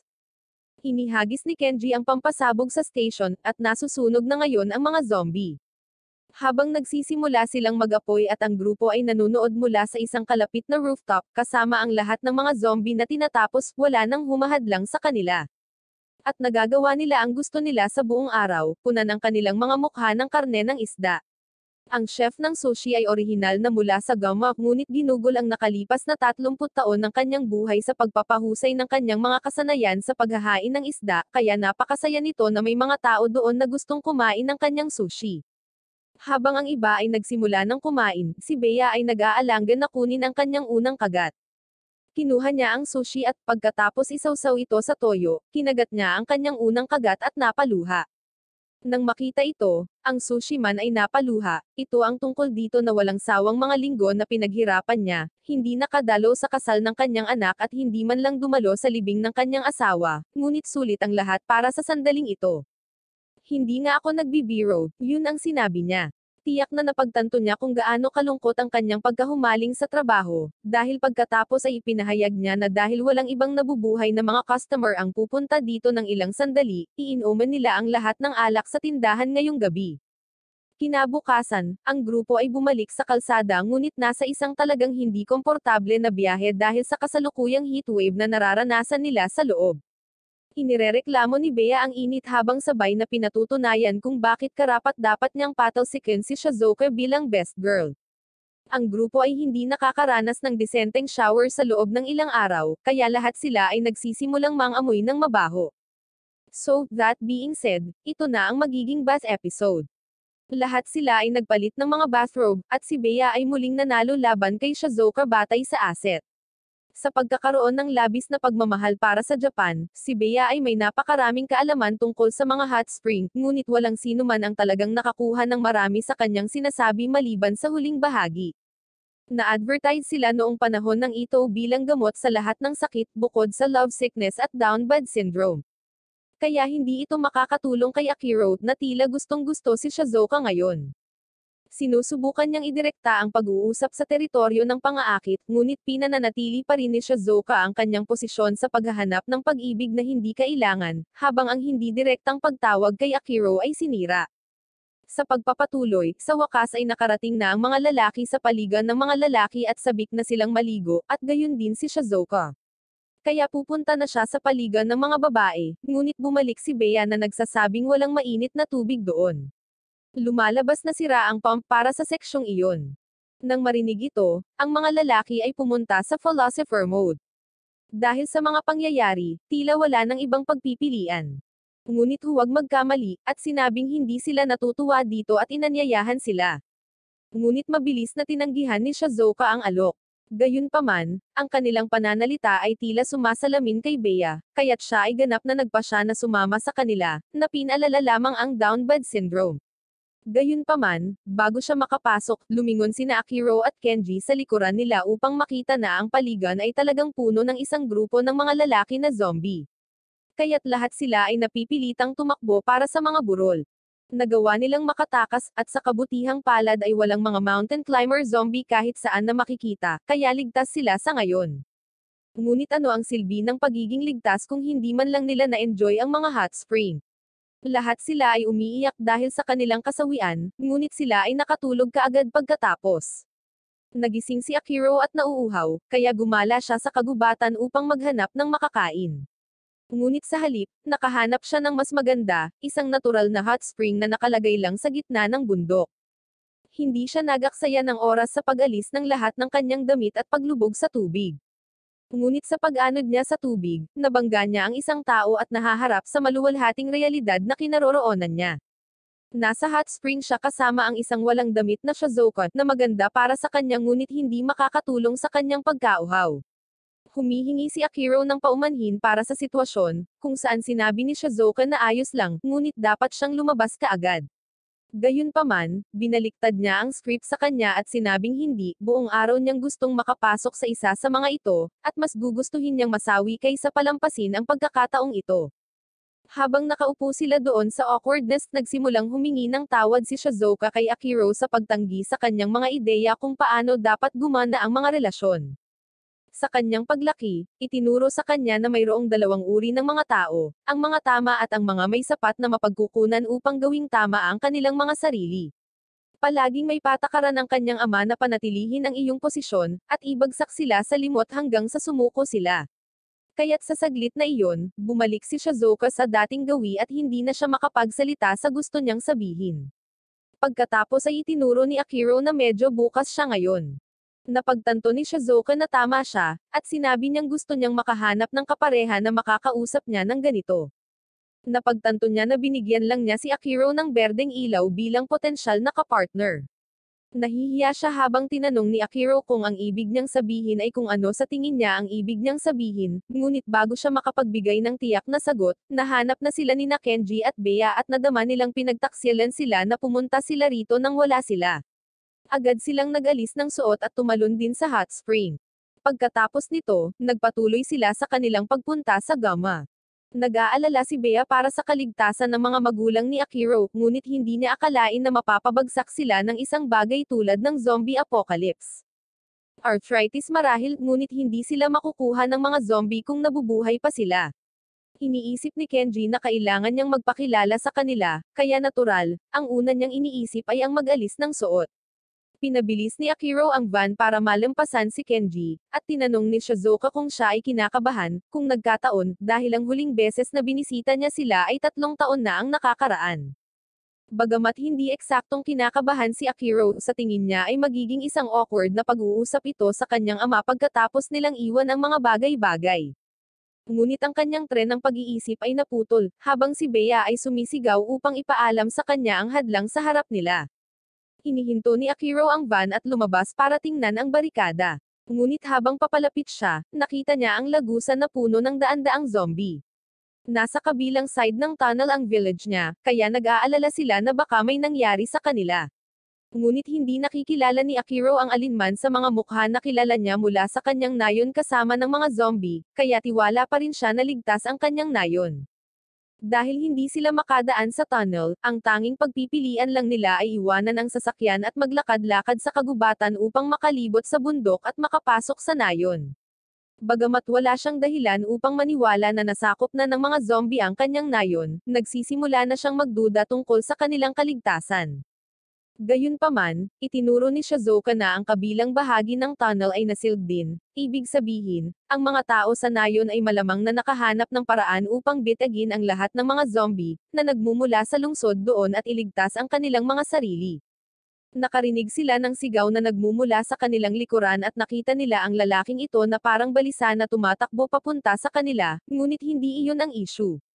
Ito ay ang zombie na baboy ramo na humahabol sa kanya. Mabilis na kumilos si Bea, at nagpaputok ng arrow sa pagitan ng naka-jack up na mga mata ng baboy ramo. Pinasalamatan sila ni Commando sa lahat ng tulong nila doon, at nagtanong si Akiro kung bakit siya nandito sa labas. Tila si Commando ay walang ibang pagpipilian, at ang mga lungsod ay napuno ng mga zombie kaya siya ay lumabas dito upang takasan ang buong gulo. Ang iba ay sumasang-ayon sa kanyang iniisip ngunit hindi mabuting mamuhay na lamang sa kagubatan ng ganito. Ngunit huwag mag-alala, ang taong ito ay binuo tulad ng Minecraft character at maaari ring bumuo ng tulad nila, at siya ay isang dalubhasang karpintero. Kaya kung wala siyang bahay, maaari na lang siyang gumawa ng para sa kanyang sarili. Nais din ni Akiro na makisali sa pagkilos na iyon dahil ito ay nasa kanyang listahan. Sinabi niya kay Commando na dapat siya ay nagmamadali upang tapusin ang kanyang treehouse, kaya't sila ay nag-aalok ng kanilang tulong sa kanya, ganap na hindi pinapansin ang katotohanan na siya ay pumunta dito upang makita kung ang kanyang mga magulang ay inatake ng mga zombie. Ngunit ito ay malinaw na mas mahalaga. Masaya si Commando na magkaroon ng tulong, at sinimulan silang bigyan ng mga aralin sa pagkakarpintero habang sila ay nagtatayo. Ang uri ng treehouse na maaaring itayo ay depende sa puno, kaya kailangan matutong tingnan ang kagubatan bago magtayo. Kung ang puno ay masawi, ang bahay ay masisira, kaya kailangan nilang tandaan ang lahat ng nangyayari sa kanilang paligid upang matiyak ang kalusugan ng mga puno. Pinag-uusapan ni Akiro kung paano laging gusto niyang makapagtayo ng treehouse na nagpapaalala kay Commando sa kanyang anak. Ngunit sa sandaling magtanong si Akiro tungkol sa kanya, natahimik si Commando. Ang kanyang anak ay kinagat ng kanyang asawa na naging zombie, kaya kinailangan niyang tapusin silang dalawa gamit ang kanyang sariling mga kamay. Hindi niya nagawang gawin ito sa kanya bago siya nasawi. Pero sabi ni Akiro nandito siya para suportahan siya. Ipinagpatuloy nila ang paggawa sa treehouse hanggang sa makumplito ito, at mukhang maganda ito, ngunit tiyak na hindi ko gagamitin ang slide na iyon pagkatapos na bumaba si Kenji. Ngayong naitayo na ang treehouse, si Akiro at ang iba ay nagpatuloy sa kanilang pagpunta sa nayon. Ipinakita ni Akiro kung ano ang pinag-uusapan ng kanyang mga magulang noong nagpapaliwanag sila kung paano sila pumasok sa paaralan. Ngunit kahit na ito ay maaaring pumaslang sa kanila, hindi bababa sa tinitiyak nito na walang mga zombie na makakarating sa lahat ng paraan sa pagtawid sa bitag ng kasawian. Mula rito, sa wakas ay nakikita na nila ang nayon at lalakarin pa ang kagubatan upang marating ito. Habang naglalakad sila, iniisip ni Akiro kung paanong hindi na siya nakabalik sa nayon sa kabila ng maraming pagkakataon na gawin ito sa paglipas ng mga taon. Kaya desidido siyang bumawi sa kanila ngayong bumalik na siya.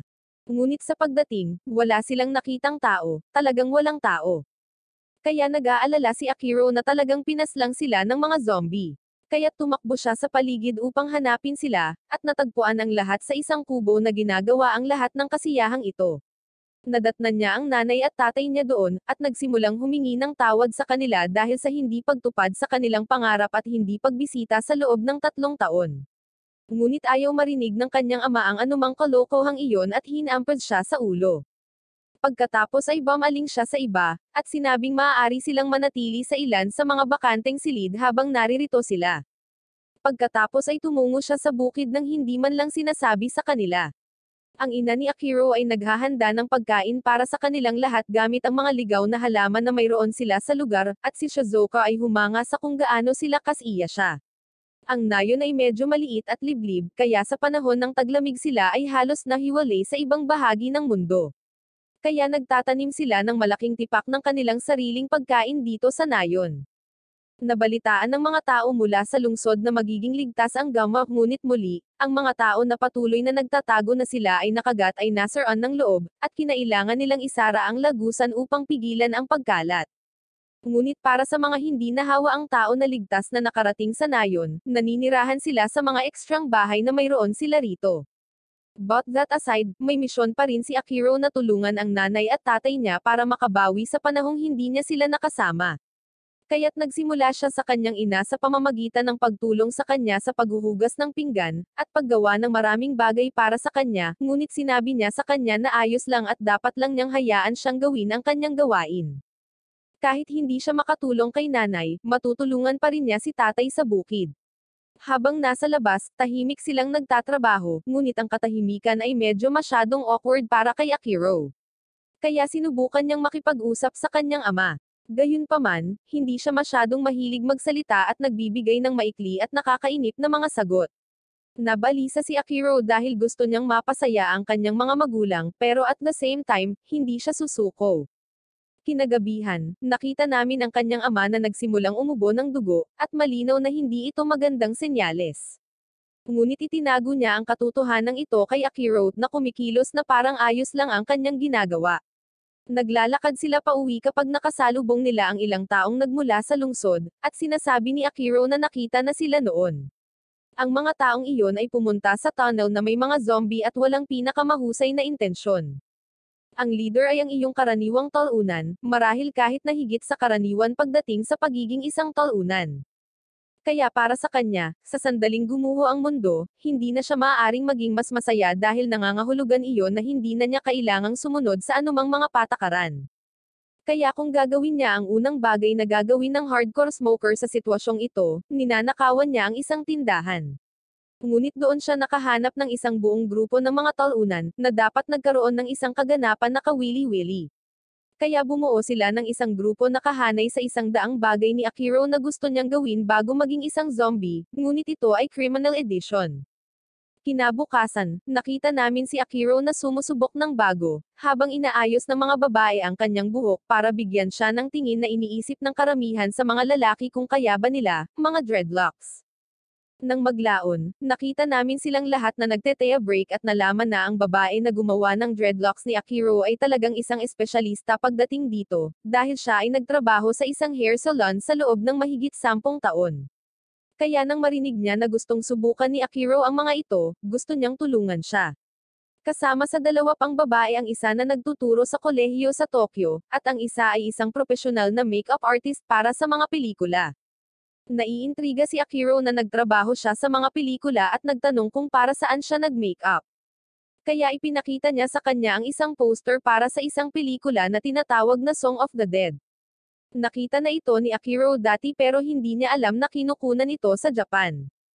Kaya natuwa siya at sinabi sa kanya na kinukunan lang nila ang sequel ng zombie movie. Ngunit pagkatapos ay nagsimula ang pagsiklab ng zombie, at ito ang uri ng pinakamasamang posibleng lugar para atakihin ng isang zombie dahil sa una ay akala ng lahat na ito ay isang prank lamang. Ngunit pagkatapos ng dugo mula sa kanyang mga kasamahan sa trabaho na nasasawi, at ang katotohanang walang sino man ang nagre-record ng camera ay naging malinaw na hindi ito isang prank lamang. Maraming mga bagay ang nangyari sa daan habang sila ay papunta dito, ngunit ang mga tao sa nayon na ito ay tinanggap sila ng bukas ang mga kamay. At kahit wishful thinking lang ito, gusto pa rin ng dalaga na manatili sa baryo kasama sila. Sa isang kubo, si Shizuka ay nagpapanatili ng apoy sa pamamagitan ng pag-ihip dito gamit ang isang tubo. Kapag ang isang lola ay pumasok upang pasalamatan siya para sa kanyang pagsusumikap, alam niyang mahirap gawin ang trabaho na hindi niya nakasanayan, ngunit hindi siya nababahala dito. Ang pinakamahusay na paraan upang makaligtas sa pahayag na ito ay maaaring umasa sa mga kasanayan na ginamit bago ang kuryente. Kaya't sabik siyang malaman kung paano nakatira ang mga tao dito. Hindi naintindihan ng lola ang karamihan sa kanyang sinabi, ngunit masasabi niyang pinakamasarap ang kanin na niluto sa regular na apoy. Bumalik si Shizuka sa pag-aalaga sa apoy, ngunit sa kasamaang palad, naramdaman niya ang mga kamay ng matandang lalaki na nagpapadala ng panginginig sa kanyang gulugod. Pinaalis ng lola ang matanda at humingi ng paumanhin kay Shizuka sa kanyang mga ginawa. Medyo matanda na siya at napagkamalan siyang asawa niyang nasawi noon.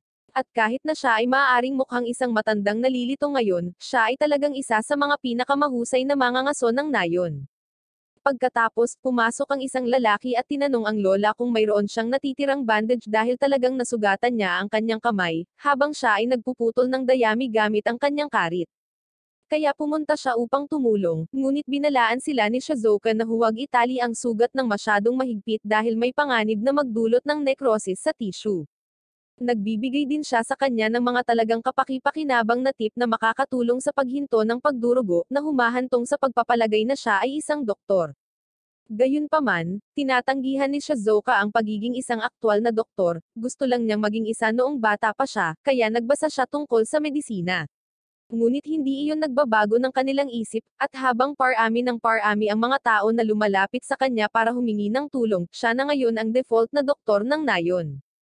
Kay Kenji naman, siya ay tumutulong sa bukid at ipinakita ang cesspit kung saan ang lahat ng dumi sa nayon ay iniimbak at nire-recycle bilang pataba.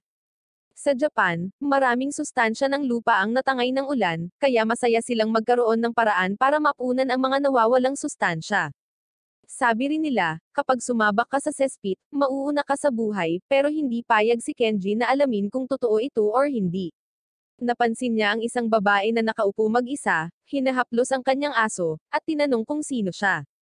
Ipinaliwanag ng lalaki na siya ay isang batang babae na nakatakas mula sa lungsod, ngunit nawala ang kanyang mga magulang sa daan, kaya ang kanyang aso ay ang tanging pamilya na natitira sa kanya. Anong nangyari sa kanya simula nung pumunta siya dito? Hindi siya gaanong ngumiti kahit isang beses. Kaya kinuha ni Kenji ang sarili na pasayahin siya sa kanyang nakagawian, ngunit siya ay isang maliit na babae, kaya pinapanatili niya ang kanyang mga alahas ng pamilya. Lumapit si Kenji sa kanya at tinanong kung gusto niya itong panoorin na nagja-juggling, ngunit nalilito lang siya kung bakit bigla na lang siyang kinausap nito. Karaniwang kagandahang loob ang sinasabi niya na kamustahin ang isang babae, ito man ay isang maliit na babae or isang matandang babae. Ngunit nalalapat lamang ito sa Italia. Hindi maintindihan ng batang babae kung bakit niya binabanggit ang Italy kung siya ay isang Italyano, ngunit medyo napatawa siya, kaya nagawa ni Kenji ang kanyang misyon. Nagpakilala siya at tinanong kung ano ang pangalan niya. Sinabi niya sa kanya na siya si Angeline, kaya tatawagan niya itong Angie bilang isang palayaw. Ngayong magkaibigan na sila, gusto niyang ipakita sa kanya ang kanyang pagganap kung saan kumakain siya ng isang mangkok ng udon para sa kanyang sarili, ngunit nagpa siya si Angeline na pass muna sa bagay na iyon. Sa ibang lugar sa nayon, ipinapakita kay Bea ang gulong ng tubig na ginagamit sa paggawa ng kuryente na ginagamit nila sa nayon. Bagamat ang output ay sapat lamang upang masakop ang kinakailangan, nagkaroon ng maraming mga zombie bear at baboy ramo na nagpapakita sa nayon kamakailan. Kaya kinailangan nilang patibayin ang electric fence na pinapagana ng water wheel. Ito ay nilalayong iwasan ang zombie bear, at maghatid ng isang magaan na pagkabigla sa anumang bagay na gumalaw dito. Ngunit mayroong isang bagay na dapat bantayan ni Bea dito, ang electric box na itinuturo niya ay kung ano ang nagpapasar sa kuryente kung mayroong pagtagas ng kuryente or kung ang boltahe ay masyadong mataas. Kaya't binalaan niya si Bea na mag-ingat dahil maaari talagang mapanganib ito. Bumalik kay Akiro, ang mga babae ay nag-uusap tungkol sa kung paano sila nagsimulang mag-enjoy sa village life dito. Ang paggawa ng mga bagay dito ay mahirap at nangangailangan ng oras, ngunit nakakatulong iyon na kumonekta sa mga taong gumagawa nito. Kinagabihan habang nagtatrabaho si Akiro sa bukid, lumapit si Kenji para batiin siya. Habang si Akiro ay nagtatrabaho sa bukid, si Kenji ay natutong magkatay ng manok, at ang trauma ay maaaring makahadlang sa kanya na muling kumain ng manok. Habang nag-uusap sila at nagsasaya, napansin ni Kenji ang isang pamilyar na mukha na naglalakad at tinawag niya si Higurashi. Dahil matagal na siyang hindi nakikita, ngunit hindi masyadong nasasabik si Higurashi nang makita silang dalawa at tumalikod na para umalis. Tila hindi siya nakilala ni Akiro, kaya ipinaliwanag ni Kenji na nasa kanilang klase siya sa General Studies noong kolehiyo, ngunit bigla na lang siyang tumigil sa pagpapakita sa klase. Hindi makapaniwala si Higurashi na kailangan niyang makita silang dalawa kahit dito. Sila ang bane ng kanyang pag-iral noong kolehiyo dahil mayroon silang isang bagay na hindi niya nagawa, kaligayahan. Matagal na panahon na rin ang lumipas mula nang makita niya ang nakakainis na masayang mga mukha nila, pero ayos lang dahil bagay naman ito sa masama niyang plano. Kinagabihan, nakita ni Akiro ang kanyang ama na umiinom sa labas, at tinanong kung maaari siyang sumali dahil ito ay isang magandang pagkakataon na makasama siya ng ilang oras. Walang nakikitang problema ang kanyang ama dito, at pinaupo niya si Akiro sa tabi niya habang pinapanood nila ang mga bituin. Nagsimulang magsabi ng isang bagay si Akiro at sinabi sa kanyang ama na kahit noong bata pa siya, iniidolo niya ang buhay lungsod, iniisip niya na maaaring hindi na masyadong masama ang pamumuhay sa nayon. At saka, sigurado siyang magagamit nila ang karagdagang tulong sa paligid ng lugar. Kaya't ang sinisikap niyang sabihin ay gusto niyang manatili sa nayon sa kanila magpakailanman. Ngunit tutol pa rin ang kanyang ama sa ideya na itatago niya ang kanyang sarili sa kanilang maliit na nayon. Ang isang tao ay dapat lumabas at hanapin ang pinakamalaking pangarap na kaya niya, at abutin ito sa lahat ng mayroon siya. At siya nga pala, hindi naman sa mahalaga ngayon, ngunit nararamdaman ng kanyang ama na kailangang sabihin sa kanya na hindi bagay sa kanya ang mga dreadlocks na iyon. Nagtawanan ang dalawa tungkol dito at nagpatuloy sa pag-iinuman hanggang sa gabi, at sa wakas ay nagkaroon sila ng bonding time na gusto ni Akiro. Gayunpaman, ang masasayang panahon ay malapit nang magwakas dahil ang Reject Squad ay malapit nang sirain ang lahat ng bagay na binuo ng nayon na ito. Gagawin nilang pagkain ng zombie ang lahat ng tao dito, at may personal din itong hinanakit si Higurashi. Habang ang lahat sa nayon ay nagsasagawa ng kanilang karaniwang salo-salo sa gabi, ang isa sa kanila ay lumabas upang maglik at nakita ang kaguluhan na malapit nang mangyari. Napagtanto ni Bea, Kenji, Shizuka, at Akiro na may napakalaking problema, kaya lumabas sila upang tingnan ang mga bagay at nalaman na ang nayon ay napuno ng mga zombie. Hindi nila naiintindihan kung paano ito nangyari, ngunit agad na nagpunta ang kanyang ama upang gumawa ng ilang damage control at hanapin ang kanyang asawa, habang sinasabi niya kay Akiro na kunin ang kanyang mga kaibigan. Si Higurashi at ang Rejects ay sumakay sa mga bulldozer, ligtas mula sa mga zombie habang tinatawanan ang mga taong tumatakbo para sa kanilang buhay. At sinisikap ni Shizuka na makuha ang mga may sakit at nasugatan na magbarikada sa kanilang sarili sa loob ng isang bahay, ngunit siya ay pinalibutan ng mga zombie sa proseso. Gayunpaman, ang lahat ng mga tao na tinulungan niya bilang lokal na doktor ay sumagip sa kanya, at ang hunting squad ay nagkarga ng kanilang mga baril upang simulan ang pagtapos sa mga zombie. Ngunit napakarami nila, kaya napilitan silang umatras sa loob. Gayunpaman, hindi pa tapos si Higurashi sa kanyang maliit na laro, kaya nagsindi siya ng ilang stick ng dinamita at pinasabog ang isang bungkus ng mga bahay. Si Shizuka ay natakot sa lahat ng nangyayari sa kanyang paligid, at kung walang gagawin sa lalong madaling panahon, ang buong nayon ay ganap na mawawasak. Sa ibang lugar, si Kenji ay tumatakbo para sa kanyang buhay habang karga-karga si Angeline, ngunit malapit na siyang maabyutan ng mga zombie. Gayunpaman, bago siya maging zombie food, nagawang tumalon ni Bea at iligtas sila gamit ang kanyang sandata. Nahanap din sila ni Shizuka at Akiro, at nagplano si Shizuka na paalisin ang lahat ng taga-nayon dito at papuntahin sa suspension bridge para hindi sila mapuntahan ng mga zombie. Pero nariyan pa rin ang problema ng electric fence sa paligid ng village. Sinabi sa kanila ni Bea na hindi ito dapat maging problema dahil ang bakod ay ginawa upang makapaghatid lamang ng kaunting pagkakuryente sa mga zombie, oso, at baboy ramo. Ngunit habang kinukuha ito ni Kenji upang tingnan kung totoo ito, tiyak na higit pa ito sa isang kaunting pagkakuryente. Dapat ay may nagtaas ng boltahe at ginulo ang makina upang guluhin ang kuryente, ibig sabihin, ang electric fence ay karaniwang kinulong silang lahat sa loob. At ang mga salarin sa likod nito ay sina Higurashi at ang mga rejects. Sa una, hindi sila sigurado kung siya ang nasa likod ng lahat ng ito, ngunit pagkatapos niyang kumpirmahin ito mismo, hindi nila maintindihan kung bakit niya ito ginagawa. Mayroon siyang sariling bucket list ng mga bagay na dapat gawin, at kung masasawi man siya, mabubuhay siya sa gusto niya at magdudulot ng sakit at pagdurusa sa iba hanggat gusto niya. Lalo na't hindi niya gusto si Akiro dahil noong kolehiyo, lagi siyang masaya araw-araw, habang ang buhay ni Higurashi ay napakahirap. Kaya kinaiinisan niya si Akiro noon pa man, at dahil doon, gustong-gusto niyang makita siyang maging zombie. Nauunawaan ni Akiro na gusto niyang mabuhay sa mga huling araw niya bilang kung ano ang gusto niyang gawin, dahil ginagawa niya ang parehong bagay, ngunit ang hindi niya pinapayagan ay ang pamumuhay sa paraang sumisira sa buhay ng ibang tao. Hindi niya hahayaang sirain nila ang buhay ng mga taga-nayon dito na nagpupumilit na mabuhay, dagdag pa nito na hindi pa niya nasusuklian ang pagpapalaki sa kanya ng mga magulang, kaya sisiguraduhin niyang hindi makakamit ni Higurashi ang kanyang layunin. Ngunit dahil siya ang may bulldozer at ang grupo ay malapit ng mapalibutan ng mga zombie, lahat sila ay naghiwa-hiwalay upang iligtas ang pinakamaraming tao hanggat maaari at makalabas ng nayon. Habang si Higurashi ay patuloy na nag-aalsa sa nayon, ang tatay ni Akiro, kasama ang mga babae na kausap niya kanina, lahat ay nagbarikada sa loob ng isang bahay para sa kaligtasan.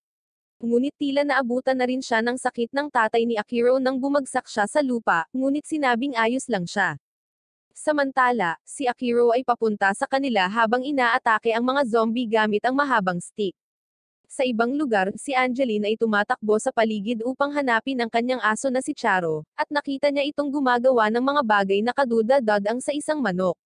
Natutuwa siyang natagpuan na niya ang kanyang mahalagang aso, ngunit hinawakan siya ni Kenji mula sa likuran, na tinakpan ang kanyang bibig, na nagsasabing huwag alertuhan ang isang zombie na dumaraan sa malapit. Nang mawala ito, sinabi ni Kenji sa kanya na delikadong umalis ng mag-isa sa ganitong sitwasyon, ngunit kailangan niyang hanapin si Charo. Dahil ngayong nasawi na ang kanyang mga magulang, siya na lang ang natitirang pamilya nito. Naiintindihan ni Kenji ang kanyang nararamdaman, ngunit hindi ito ligtas dito. Kaya nakahanap siya ng hagdan at pinaakyat silang lahat sa bubong ng gusali.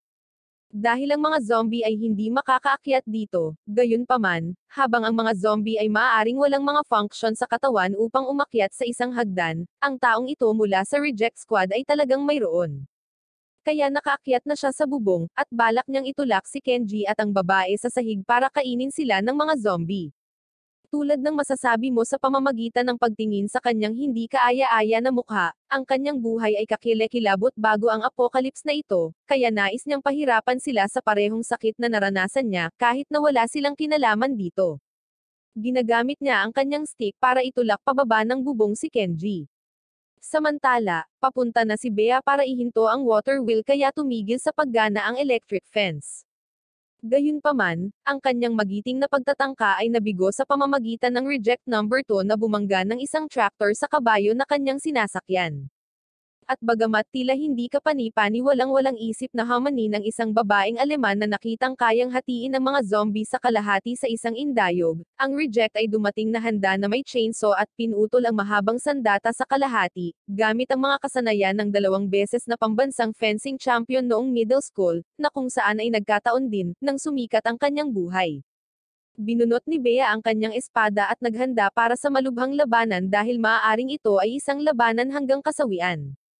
Sinisikap ni Shizuka na ilikas ang mga taga-nayon na nagkulong sa kanilang mga bahay. Tiyak na malalampasan ng mga zombie ang mga bagay na iyon sa mga pintuan nang wala sa oras, kaya kailangan nilang kumilos. Ngunit sinabihan siya ng mga tao na huminahon at makinig. Nagpapasalamat sila sa lahat ng tulong na ibinigay niya sa kanila, ngunit lahat sila ay matatanda na at hindi na madaling makagalaw. At ang isa sa kanila ay nakarete pa, kaya hindi na nila ito mabuhat. Magiging pabigat lang sila sa kanya kung sasama sila. Kaya hinihimok nila si Shizuoka na iwan sila, at tumakas kasama ang iba pang matipunong tao sa nayon. Hindi siya pwedeng sumang-ayon sa mga sinasabi nila, pero sa rate na ito, masasawi silang lahat sooner or later. Nang walang ibang mapagpipilian, kinuha niya ang sarili niya na ituon ang atensyon ng mga zombie palayo sa mga matatanda na nangangakong babalik para paalisin sila rito. Samantala, ang tatay ni Akiro at ang iba pang nagbarikada ay nahihirapang pigilan ang mga zombie. Ngunit nang mukhang malapit na silang ma-overwhelm, nagpakita si Akiro upang iligtas ang araw. Marami pa siyang gustong gawin para sa kanyang mga magulang. Habang nagtatrabaho siya, hindi siya kumikita ng ganoong kalaking pera, kaya hindi siya kailanman nakapagpadala sa kanila ng kahit ano or nakakasama sa mga biyahe. At saka, wala pa siyang kasintahan kaya malayo pa ang pagbibigay sa kanila ng mga apo. At ayaw niyang mauwi sa paghingi ng tawad sa mga puntod nila, kaya hindi niya pwedeng hayaan silang masawi dito. Gayunpaman, hinayla siya ng kanyang ama at siya mismo ang lumabas doon. Sinabi kay Akiro na kung talagang gusto niyang bumawi sa kanya bilang isang anak, hindi niya dapat hayaan ang kanyang sarili na masawi bago ang kanyang mga magulang. Ang huling hiling niya bago siya humarap sa zombie horde ay alagaan ni Akiro ang kanyang ina para sa kanya. Nakikita namin ang backstory ng isa sa mga rejects kung saan siya nagtatrabaho araw-araw, ngunit bago niya nalaman, ang kanyang tahanan ay hindi na tahanan para sa kanya. Masaya siya noong una siyang ikinasal, ngunit noon pa man ay lipez na at magulo na ang kanyang kasal. Kaya't madalas ay mas gusto niyang matulog sa kanyang sasakyan kaysa makipag-usap sa kanyang asawa. Pero kahit na ganoon, naaantala ang kanyang pag-idlip ng mga chismis sa neighborhood na dumaan para lang sabihin sa kanya na may ibang tao sa kapitbahayan na mas magaling sa kanya. Nagsimula siyang magtaka kung ano ang punto ng lahat ng ito. Nagsusumikap siya sa kanyang trabaho para lang sa isang asawa na hindi niya nalubos na mahal. Kaya ngayon gusto na lang niyang makakita ng ilang taong masawi para gamaan ang pakiramdam. Sa field, nagtatago pa rin si Shizuoka sa palumpong para makalayo sa mga zombie. Ngunit siya ay natagpuan ng isang bagay na mas masahol pa kaysa sa mga zombie, ang reject na nagkaroon ng kaganapan sa kanyang kasamahan. Siya ay nakatayo sa harap niya na naglalaway, at si Shizuoka ay may takot na mas masahol pa kaysa sa kasawian sa pamamagitan ng paningin ng kanyang mukha. At ang mga bagay ay hindi maaaring lumala para sa kanya, dahil ang pinakagustong gawin ng lalaking ito ay pilitin ang kanyang dila sa lalamunan ng isang babae. Hindi hahayaan ni Shizuoka ang kanyang sarili na mangyari iyon sa kanya, kaya mabilis siyang tumakbo sa abot ng kanyang makakaya. At talagang nakakagulat na ang reject ay maaaring makipagsabayan sa kanya. Nakakadismaya ang taong ito na kahit ang Discord ay kailangang tanggihan ang kanyang aplikasyon para maging moderator. Nagtatrabaho siya noon sa isang French restaurant ngunit tamad na mag-abala kahit sa pag-aaral ng French. At wala siyang kapamilyang magtuturo sa kanya, kaya hindi rin siya matutulungan ng Duolingo. Dahil dito, na-assign siya sa clean-up duty. Ngunit sa palagay mo ba natuto siya sa kanyang mga pagkakamali at sa wakas ay sinubukan niyang matuto? Hindi. Sinabi niya na ang lahat ay masama sa hindi pagsasalita ng Japanese sa isang French restaurant. Nagpasya siyang lumabas at walang ingat na itinapon ang kanyang mga sigarilyo sa kasinang puno ng mga bagay na nasusunog. At makikita mo kung paano ito nangyari. Ngunit sa palagay mo ba ay pinanagutan niya ang kanyang ginawa? Hindi, kasalanan nila ang paglalagay ng kusina sa lugar kung saan siya nag-smoke. Nawalan siya ng trabaho pagkatapos noon, at naiinis pa rin na nagalit ang mga ito sa kanya dahil sa pagsunog niya sa restaurant kapag hindi naman siya nagkamali. Ngunit kahit na siya ay malinaw na isang lalaking may batang isipan, siya ay isang napakadelikadong lalaki dahil siya ay may isang baril at isang katawa-tawa dami ng bala sa loob ng kanyang mga bulsa. Ang matandang lalaki na napagkamalan na si Shizuoka ay ang kanyang asawa, ay nakaramdam ng pakiramdam na si Shizuoka ay nasa ilang matinding panganib, kaya't bumangon siya mula sa kanyang kama. Sa tabi ng water wheel si Bea ay nakikipaglaban pa rin sa babaeng reject at pinipigilan siya. Ngunit ang espadang ginagamit niya ay tumatakas sa puwersa ng isang chainsaw. Ang reject ay nagsabi kay Bea na hindi siya ganoon kasama sa isang swordsman, ngunit ang isang katana ay hindi makakalaban sa isang chainsaw. Bagaman ang chainsaw ay may disbentahan ng pagiging talagang malakas at nakakaakit ng mga zombie. Kaya kailangan niyang tapusin ito ng mabilis. Nagtanong si Bea kung bakit siya gagawa ng napakasamang bagay, ngunit muli ang reject ay walang nakikitang mali sa kanyang ginagawa. Ang kanyang buong siya ay palaging isang perfectionist, ngunit dahil sa kanyang walang humpay na pagmamaktol at pag-usbong kung saan hindi naman talaga dapat, hindi siya nagustuhan ng mga tao. At hindi niya nagustuhan iyon dahil lagi siyang tama, at dapat kilalanin ng lahat kung gaano siya katamas sa lahat ng oras. Pumunta tayo kay Kenji, na nasa gilid ng bubong at malapit ng itulak. At pagkatapos makinig sa hikbi na kwento ng lalaking ito, napapansin niya ang isang napakakakaibang kawalan ng pagsisikap na talagang inilagay sa pagpapanatili ng kasal sa kanyang bahagi. Hindi man lang nagpakita ang lalaki sa pagsilang ng kanyang anak or tumawag man lang para sa bagay na iyon. At sinisisi pa rin niya ang kanyang asawa dahil sa sama ng loob nito. Sinabi sa kanya ni Kenji na hindi siya basta-basta magagalit sa kanya dahil sa pagkawala ng interes sa kanyang asawa, nang aktibong umiiwas siya sa pakikipag-ugnayan sa kanya sa loob ng ilang taon pagkatapos nilang ikasal. Gayunpaman, ang taong ito ay nais ng isang echo chamber na hindi nakabubuo ng pagpuna, kaya't mas pilit na sinisikap na itulak si Kenji mula sa bubong para hindi na niya kailangang makinig sa kanyang mga sinasabi. Ngunit nakita ni Kenji ang sespit sa lupa, at iniikot ang sitwasyon sa reject sa pamamagitan ng paghila sa kanya palabas ng bubong kasama ang kanyang sarili. At sa sandaling nasa lupa na silang dalawa, hindi alam ni Kenji kung amoy or body heat ba ang ginagamit ng mga zombies para hanapin sila, pero kung ano man yun, hindi na ito mahalaga sa ngayon. Kaya tumalon siya ng may pananampalataya at sumisid muna sa cesspit para itago ang sarili sa mga zombie. Ngayon ang reject ay naiwan upang harapin ang mga zombie na tinulungan niyang palabasin. At hindi na siya nakakalayo bago siya napahinto ng electric fence at kasunod na kinakain. Maya-maya ay umakyat si Kenji sa cesspit at tuluyan na siyang natakpan ng dumi. Ngunit ang mahalaga ay isa pa rin siyang normal na tao, na nasasakop ng dumi. Ngunit habang nagpapasalamat si Angeline na nailigtas siya nito, gusto niyang lumayo ito sa kanya hanggang sa maligo siya. Pabalik sa isa sa mga bahay, tinanong ng matanda kung saan nagpunta si Shizuka, at ipinaliwanag ng iba pang matatanda na ginagamit niya ang kanyang sarili bilang decoy para iligtas sila mula sa mga zombie. Kaya tinatanong ng matanda kung ano pa ang ginagawa nilang lahat dito, at ang masasabi lang nila ay masyado na silang matanda para makagalaw gaya ng dati at malamang ay hindi na siya mailigtas kahit sinubukan pa nila. Sinabi sa kanila ng matanda na mahina lang sila. At nagawa nilang mabuhay ng ganito katagal sa pamamagitan ng mga reforma ng gobyerno, bagyo, at lindol.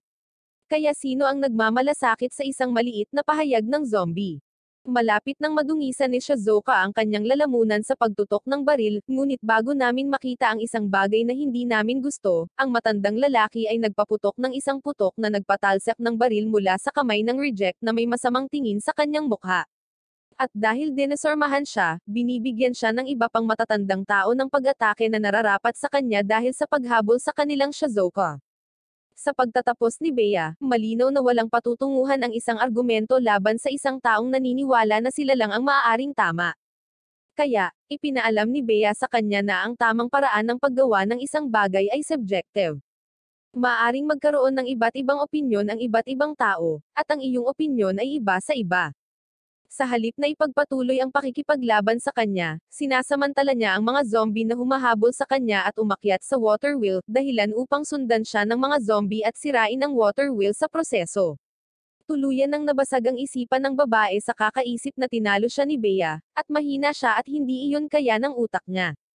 Kaya, bumagsak siya sa lupa at napapalibutan ng mga zombie habang si Bea ay sumakay sa broken wheel, hindi sigurado kung paano niya pipigilan ang bagay na ito.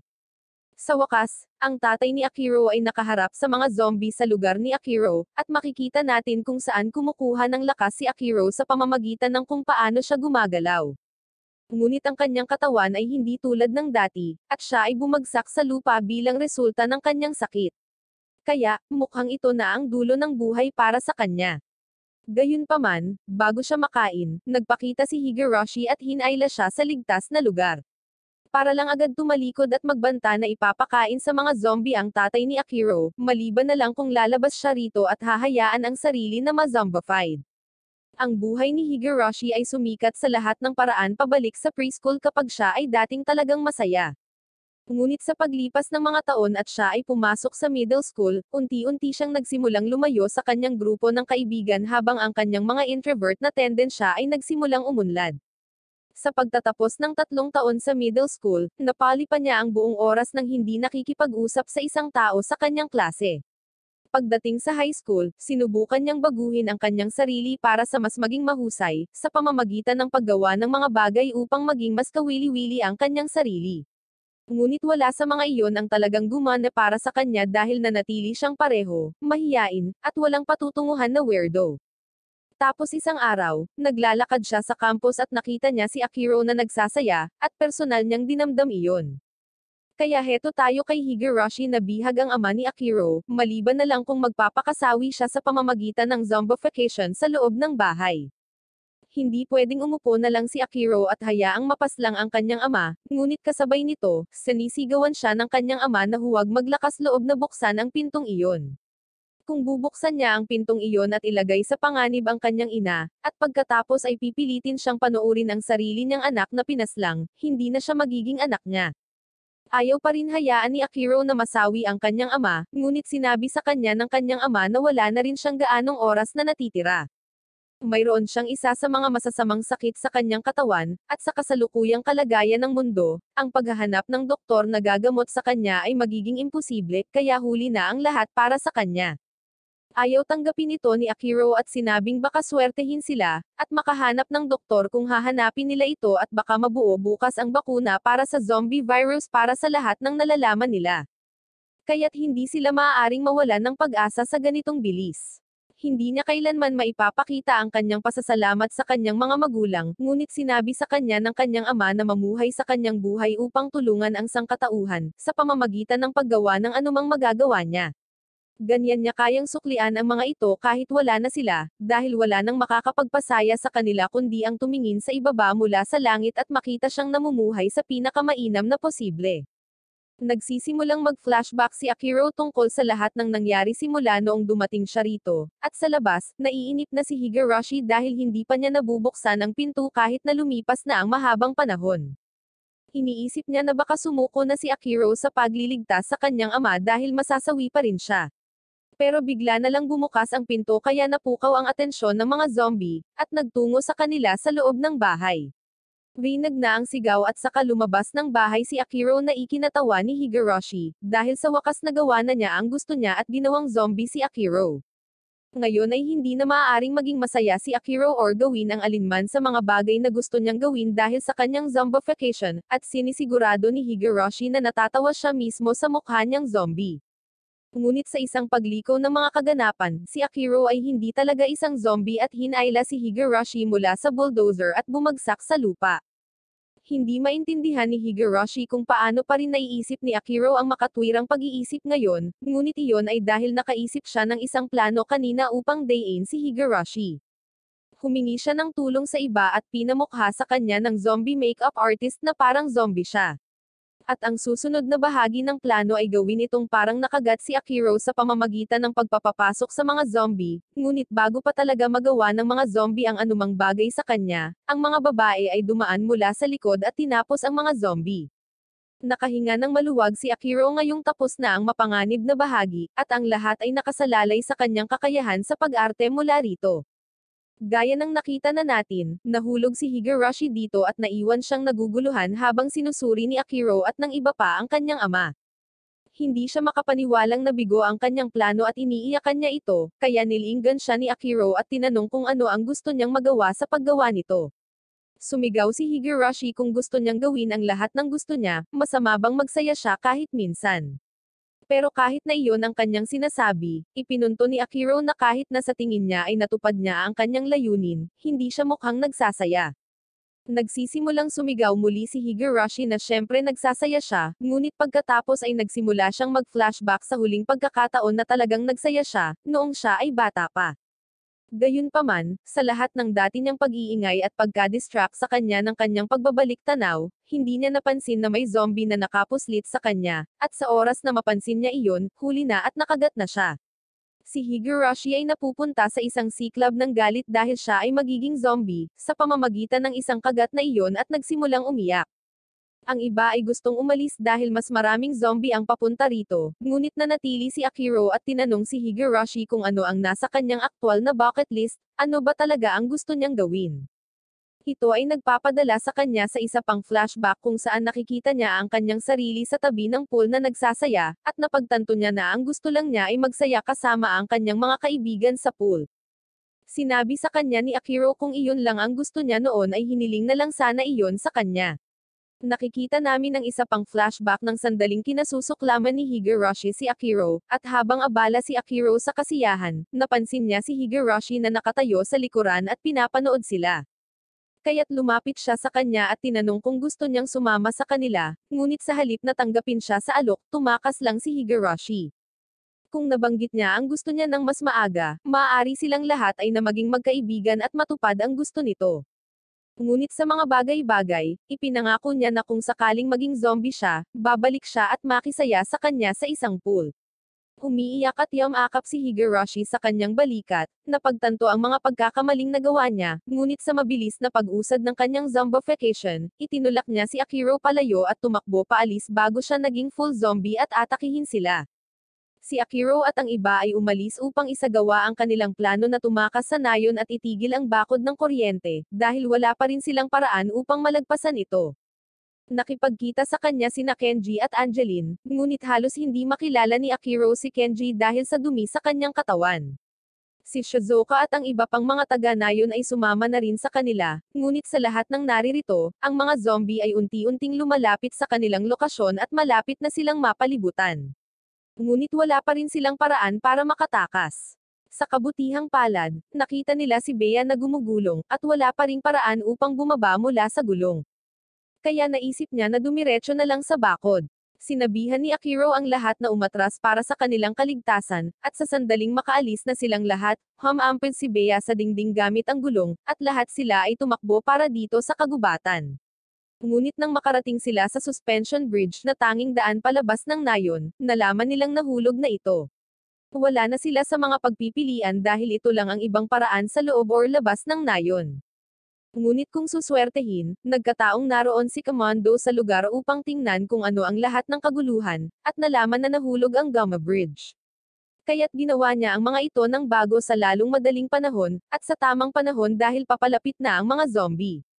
Hinawakan ni Akiro at Kenji ang isang dulo ng tulay at sumigaw sa lahat na magmadali at tumawid habang hawak nila ito para sa kanila, at salamat sa kanilang mga pagsisikap, lahat ay nakarating ng ligtas. Kaya sa lahat ng nasa kabila, sina Akiro at Kenji ay humawak sa magkabilang dulo ng tulay at tumalon para dito. Tumahimik saglit, kaya pumunta sina Bea at Shizuka upang tingnan kung nakaligtas sila, at siguradong maayos sila, ngunit ang kanilang mga mukha ay hindi. Sina Kenji at Akiro ay umakyat sa hagdan, at ikinwento ni Kenji kung gaano kawalang isip ang mga aksyon ni Higurashi kung ang layunin niya ay makipagkaibigan lang sa huli, ngunit hindi ganoon ka-simple sa tingin ni Akiro. Noong siya ay alipin ng kumpanya, nawala sa isip niya kung sino siya at kung ano talaga ang gusto niya, kaya madali siyang nahulog sa hukay ng kawalan ng pag-asa na ginawa ni Higurashi. Dahil doon, sa kabila ng lahat ng ginawa niya, hindi niya kayang kamuhian si Higurashi. Sa wakas ay nakarating si Akiro sa tuktok ng hagdan, at ang kanyang ama ay nakatayo roon upang itaas ang kanyang kamay, na sinasabing salamat kay Akiro na sila ay nakalabas, at ipinagmamalaki niya si Akiro. Kinabukasan, hinihikayat ng mga taga-nayon ang lahat ng mga zombie palabas ng nayon at inaalala ang lagusan para pigilan pa ang pagpasok. Plano nilang itayo muli ang nayon at muling manirahan dito, dahil ito lang ang bahay na alam nila. Dagdag pa rito, lumipat din si Commando upang pamunuan ang mga pagsusumikap sa reconstruction, kaya hindi magtatagal bago bumalik ang lahat sa dati. Pinasasalamatan ng matanda si Shizuka lalo na para doon, dahil kung wala siya ay sumuko na silang lahat at hinayaan ang kanilang mga sarili na kainin ng mga zombie. Kaya kahit na hindi siya isang aktwal na doktor, tiyak na nailigtas niya ang kanilang mga buhay. Ganoon din ang nangyayari kay Kenji dahil naibalik na ni Angeline ang kislap sa kanyang mga mata at ang pagnanais na umalis, lahat ay salamat sa paglalaan niya ng oras upang kausapin at pasayahin siya noong gabing iyon.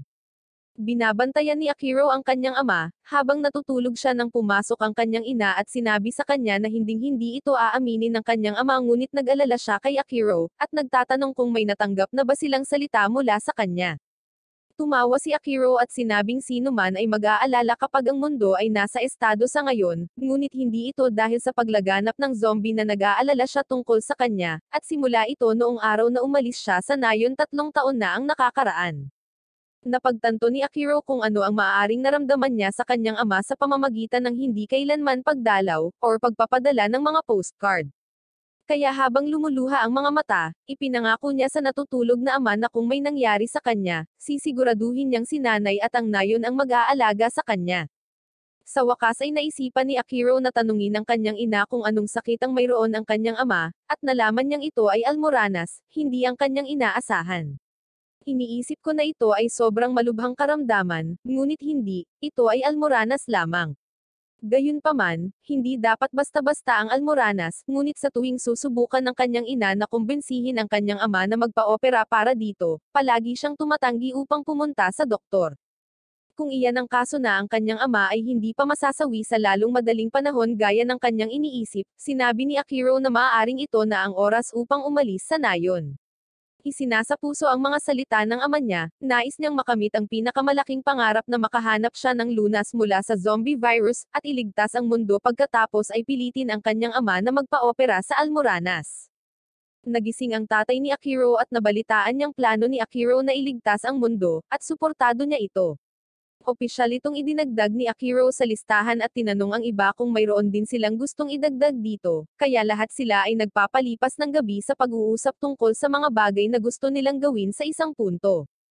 Kinaumagahan, naghahanda na silang lahat para umalis at nagpapaalam sa mga tao sa nayon. Ngunit kahit sa apocalypse, ang isang ina ay sisiguraduhin na ang kanyang anak ay may sapat na pagkain na makakain anuman ang mangyari, at nakakatanggap si Akiro ng 1 toneladang pagkain bilang regalo sa pamamaalam. Nagpapaalam sila sa mga taga-nayon habang naglalakbay sila upang makahanap ng lunas, at ang grupo ay tumungo upang gawin iyon habang nagsasaya sa daan.